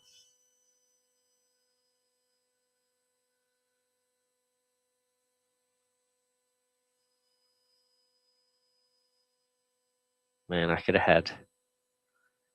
Talk about, saving your games till they're not grey sort of thing. I could have had so many more painted games of Warhammer back in the day if I had these speed paints. But yeah, it's just so slow with my painting progress. I just never wanted to limit myself to that, because otherwise I'd just never get any games done.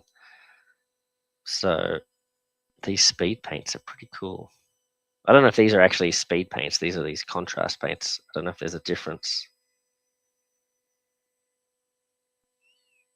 But yeah, these are pretty cool for saving time.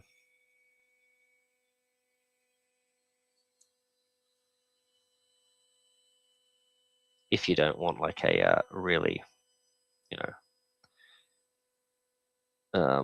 display quality sort of model, yeah, they're quite handy.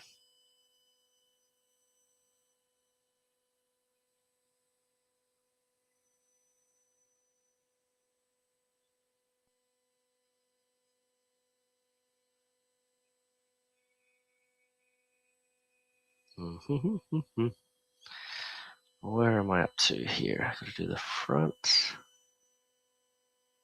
Try and capture the mask there as well.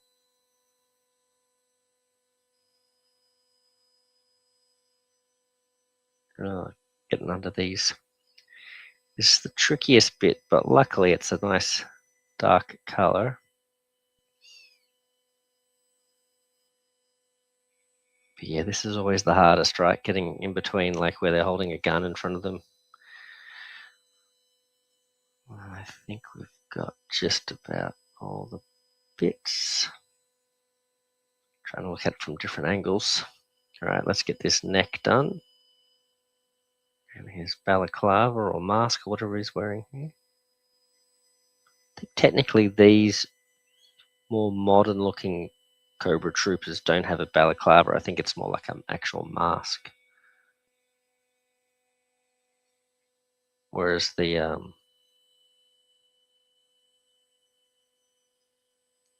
retro ones have like more of the balaclava looking, or like the scarf sort of thing, the thing you just pull up over the mouth sort of thing. All right, that's looking good there. Haha. Another one done. What is that? 1, 2, 3, 4. 2, 3, 4. Yeah, we've got 4 more to go. How are we going there? Am I missing any? The black contrast paint is great even if you aren't trying to save time. Yeah. There we go. All right, let's just dry the brush out before I go too much further. Okay.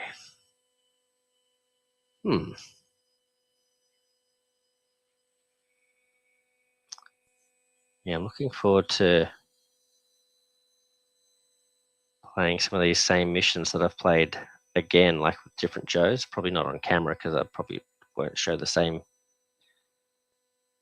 missions twice, sort of thing. But yeah, looking forward to sort of trying them with different heroes. I'd like to go back to that first mission with some of the new Joes that we didn't have available back in those days. Maybe try Flint or someone like that. That'd be fun. But I think the next one I might do on camera might be that embassy battle. That looks pretty fun. You have all these like security guards and embassy sort of like soldiers stationed at the embassy, sort of trying to arrest you. So you can't really fight them as such. Like you can't actually open fire on them, but you can try and like wrestle them off you or push them around and stuff, trying to sort of break through to get into the embassy. It looks like a lot of fun. There we go. How's my? Yeah, I'm on. Trying to make sure the positioning of the model is in the right spot so you can see. There we go.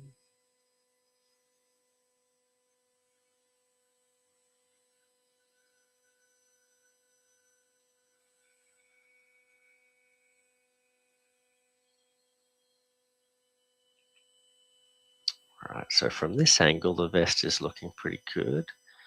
It's all good at the back there. Now time to attack it from a different angle here. Come down from the top. There we go. And if I can get that to spread to the mask as well, that'll be good.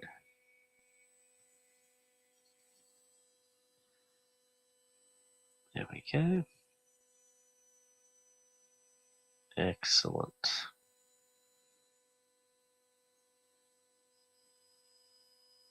Now, how do we get under there? There we go.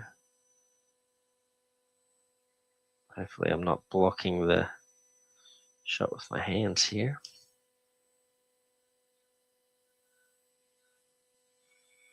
So what was the last thing you were painting, Dan? Was it like the Batman stuff, like Bat Signal and the stuff from the Hush box, or have you painted like? Did you sort of move on to a different project? Sort of sometimes it's like that, isn't it? You sort of start one thing, leave it half finished, and move on to another thing, and jump around between projects. I was going through trying to find a figure case, old Warhammer figure case for these G.I. Joe stuff, which I've managed to find, so I've got them all in a figure case now. But I found a whole bunch of like Warhammer Empire models and a half painted conversion of a Karl Franz that I'd done. I was really happy with, but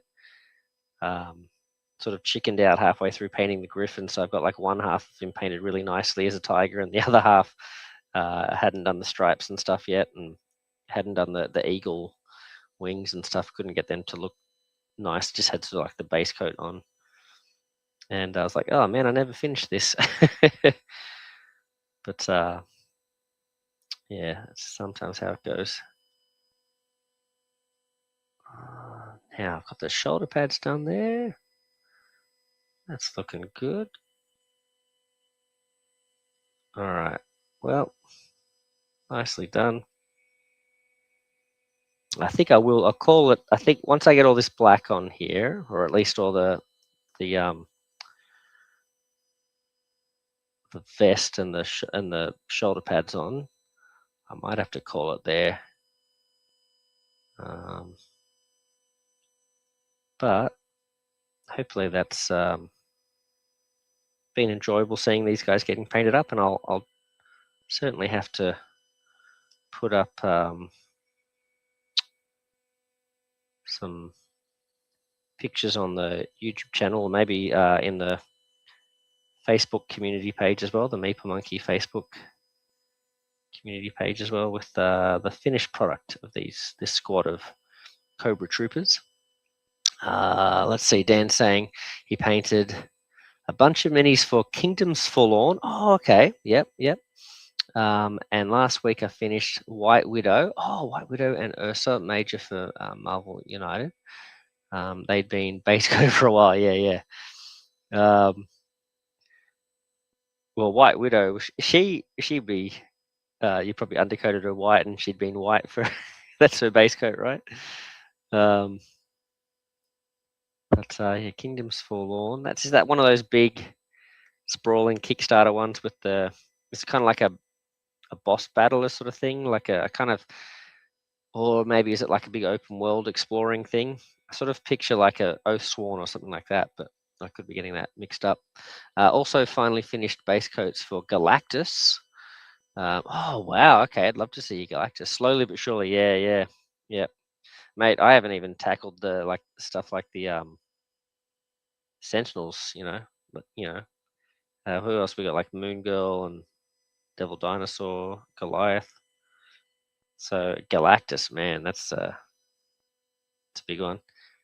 You've got Marvel Zombies too, don't you, Dan? Or am I getting that wrong? But do you have like the giant, the other Galactus? Because man, talk about a daunting painting project.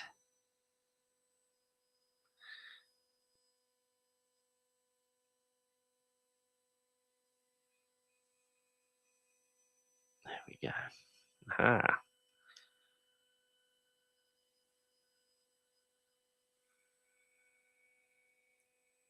This guy, I had started his vest earlier, it looks like. So he was kind of already half done. Yeah, a huge glorious box of plastic boss battles mostly. Yeah, so that's that Kingdom Forlorn. Okay, cool. I played through was it Tainted Grail? I really like that actually. The models, like there's such nice models in that game, and there's such a waste because like the way the game plays, like I never pulled any of them out. I was like, oh, I can't be bothered like going and finding all those things for this one little fight or whatever on the board sort of thing. So like I ended up just not using them at all. I really enjoyed playing through the game. I really enjoyed the story. But I think it's kind of like taught me a lesson with some of those bigger sprawling games that maybe I don't need all those minis in that type of a game. Like in something like this, Zombicide, those sorts of things. Yeah, absolutely, I love it. But yeah, that sort of stuff where you don't really use the models that much. Yeah, just like, oh man, that was a bit of a waste. And so I've got the Kings of Ruin game as well, but I think I'm going to move that on. I just, as much as I enjoyed playing through the first one, I'm like, it was taking up so much time in the table, sort of like in the well of the gaming table sort of thing. It just was always there. I don't really want to go through that again with another Tainted Grail game, so I may have to move that one on without experiencing it. But the first one was awesome, and I hear good things about the second one. It's just, yeah, I think it's like, yeah, I've had fun with that world, but I think I'm ready to move on. Now, where am I up to here? Plus, I'm sort of more into playing these sorts of like beer and pretzel, sort of, dungeon crawls and stuff these days rather than that stuff. That's the problem with these Kickstarters, right? You sort of back them. By the time they arrive, you're a different person. You've got different gaming tastes and that sort of thing. That's why this one was so cool. It was actually relatively quick, right? And I sort of backed this as I was getting into the dungeon crawl scene again, like with Cthulhu, Death May Die, Marvel Zombies. What's the other one we've got on rotation? Massive Darkness. That's sort of like the three that we kind of tend to rotate, in my mate. But now the other one we've added to the mix now is Reichbusters Reloaded. So, although he's not, I don't think he's going to be as big a fan of G.I. Joe. So I don't know if this is going to be an easy sell on him or not. I think this might be something that I might have to kind of solo a bit more myself, I think. But yeah, it's definitely been a lot of fun for me. All right, that's one vest done. Two more to go. That's not too bad. Yeah. Skip Galactus, probably a sensible decision. There are limits, yep. Got to chapter 3 of Kings of... Oh, so you've played Kings... Did you play the first one as well? Got to chapter 3 of Kings of Ruin and was happy to never play it again. Wow, it started off okay, but quickly became miserable. Oh, wow. Did you play the first one? The, what was the Fall of Avalon or whatever? Or was like Kings of Ruin your first experience of the Tainted Grail thing?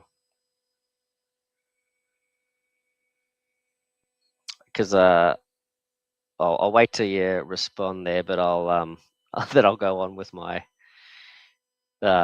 experience of. As much as I said I really enjoyed it, I'll sort of I guess there's a proviso, there's a caveat with that as well, which is kind of one of the reasons why I'm like, yeah, I don't think I'll play Kings of Ruin. I'll move that one on.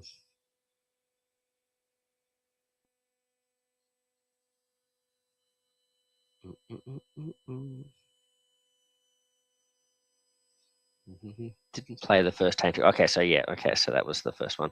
And here's the I don't know what was miserable about it for you. I don't know if it was like the gameplay loop or whatever. But I sort of, my impression is, or what I've heard is that they tried to make a lot of, because the gameplay loop could be a little bit tedious and grindy and a bit boring and stuff in the first one, and I think they tried to make a lot of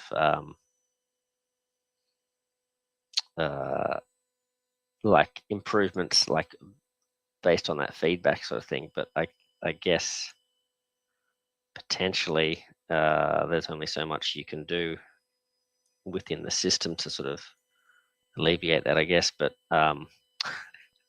as much as I enjoyed the story of Tainted Grail, it was kind of about the similar. That was chapter 3. By about that time, I think in my playthroughs, I stopped kind of playing the game and pretty much just like treated the whole thing as like a choose your own adventure fighting fantasy book sort of thing, where I just sort of read through it, and then anytime there was a fight, I was like, yep, I win that fight, moving on, like let's get to the next part of the story. So it was actually playing through and going through the story was a lot of fun. The actual gameplay, I didn't really enjoy that sort of thing. The fighting system, as much as I thought it would be cool, and I sort of enjoyed it as a bit of a gimmick at the beginning, it just sort of was like, nah, it was just kind of it got in the way of the actual story. That was the thing I was enjoying, and that sort of thing. So I just enjoyed sort of going to the different towns and different places in that world, and sort of like flipping to those pages and reading all the stories and going through the different sort of choose your own adventure paths and stuff like that. That part I really enjoyed, but I pretty much skipped through a lot of the actual fighting and the gameplay and that sort of stuff. So yeah, hence why I'm like, I just don't think I want to go through that again with Kings of Ruin. As much as it sort of like seems like it would sort of answer a lot of the mystery of the first one. Like, certainly got lots of answers and stuff in the first one, having played through it, but like you could definitely see that there was like more to that tale, and I think Kings of Ruin probably answers some of that and explores some of that. But yeah. There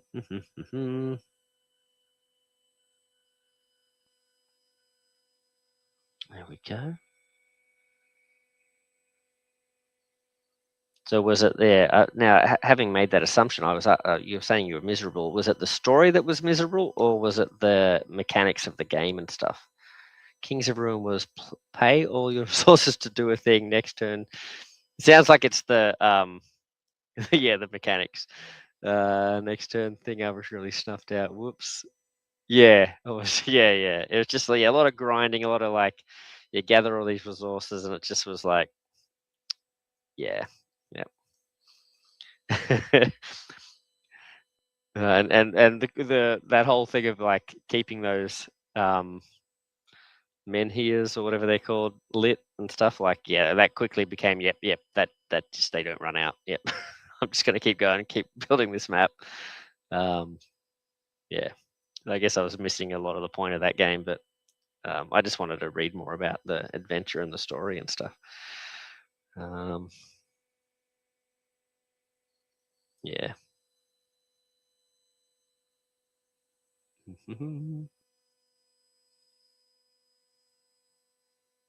But I will say I did really like that story. It was cool.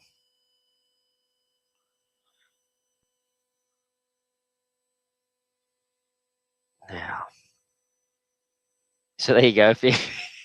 If you got stuck on chapter 3, you can always play Dan style. Well, this Dan style, and and yeah, just basically skip all the actual gameplay and just read through that book and like have the card, like lay the cards out, sort of like move your character around, explore. Because like putting the cards down and making that world with the map was pretty fun.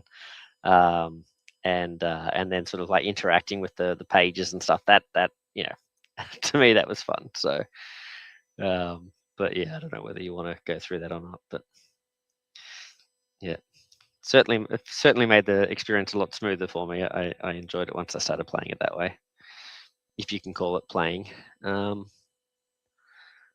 Okay, let's see here. I got one under here and almost done. Yep. I can see a little sneaky bit here. There we go. Oh man, there we go. I think I've got one more vest to do after this. Yep. I'll have to catch these guys in the morning when I've got better eyesight and see if I've missed any bits in white. Oh, I can spot a couple of bits already here.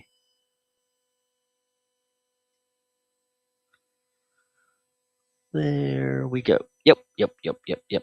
Looking good. All right. There we go. One more. Last Cobra Trooper to get his vest, shoulder pads done, and his mask. Let's start with the mask this time. It was making me angry, yeah.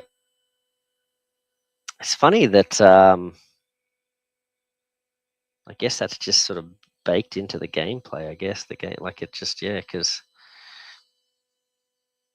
that's kind of like how they were advertising. It's like, hey, we've taken all the tedious stuff out of this game, but maybe the arbitrary stuff wasn't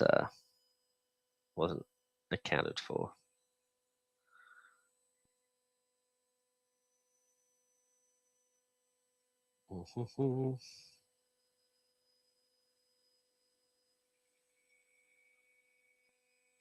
The characters were pretty interesting. I did like. I kind of wish I'd sort of, I just wish it was maybe a easier game to sort of like get through and play, or I had more time, maybe a different time in my life or something to really go through and explore it, because really would have liked to sort of play through some of the like stretch goal expansion sort of campaigns and stuff with some of the different characters that I didn't play with, to explore their personalities and their backstories and stuff like that, because I quite liked the one that I was playing, but I would have liked to sort of see what some of the other options and stuff were as well. Too many games, too little time, especially these big sprawling games with massive stories and stuff. It's like, only so much you can get through.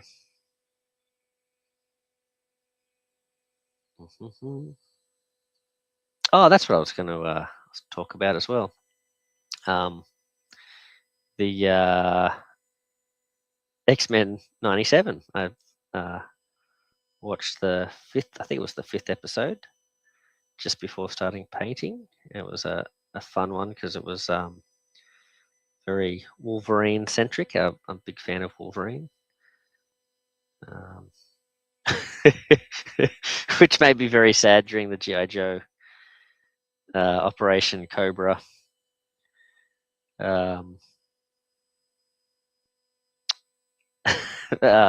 campaign, because two of the most vocal people that hated my videos and wouldn't stop complaining about it and wouldn't stop asking for real gameplay videos, both had Wolverine like namesakes, for their handles, and it was making me very sad that those two people hated my stuff, because it was like, oh, Wolverine, not Wolverine.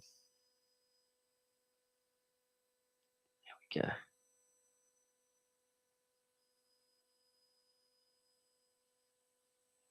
We're almost completely done with the black.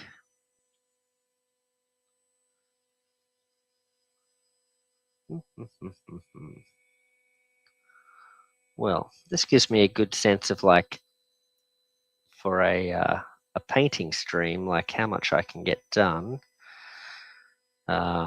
So wasn't able to get through the whole squad like all finished, but maybe I can sort of break it down into smaller groups, like, so if there's a group of 8 of them, maybe I can tackle 4 at a time or something. And then I reckon if I'd just done 4 of these troopers, I would have been able to get all the last details. But this is pretty good because there's just a little bit of extra black I've got to do there, like gauntlets and gloves, I guess, and then and their guns. The guns like this sort of dark metallic sort of color that I was using, and then just pick out like some of those little details, like the red dots for the Cobra symbols and things like that. Okay, yeah. Shoulder pads done. Vest. Oh, I've got to get that strap over the top there. Just a little bit. Yeah. That's all looking good. And that is done. Well, there you go. Where did we get to? So that's about, I don't know if you can see that, but that's how far I got with these guys. So as you can see, there's a little bit more to go. Let me just dry this brush off here. Wash it out, dry it off. Close the lid before I forget. Oh gosh, there we go. Oh, don't drop that right at the end. So that's what we were aiming for. Whoop. Gosh, I'm really bad at this. So something like that. So I've still got to do the gun and the gloves, pick out some of those little details in red and the base color really, and that's where they'll end up. But we got a fair way through there. That's pretty good. Happy with that. So well, thank you very much, guys, for joining us. And yeah, I probably should go because it's getting close to 1 o'clock here. So gotta get up fairly early tomorrow and uh, actually get the kids to some babysitting. But because they're having a fun day with their gramps, so that'll be fun. But yeah, anyway, I hope this wasn't too professional. I hope it was fun. But the idea was just to have a chat and that sort of stuff. I think the painting, in terms of for myself, it's just a bit of a fun excuse to sort of get some painting done if I have a chat with you guys and that sort of thing as well.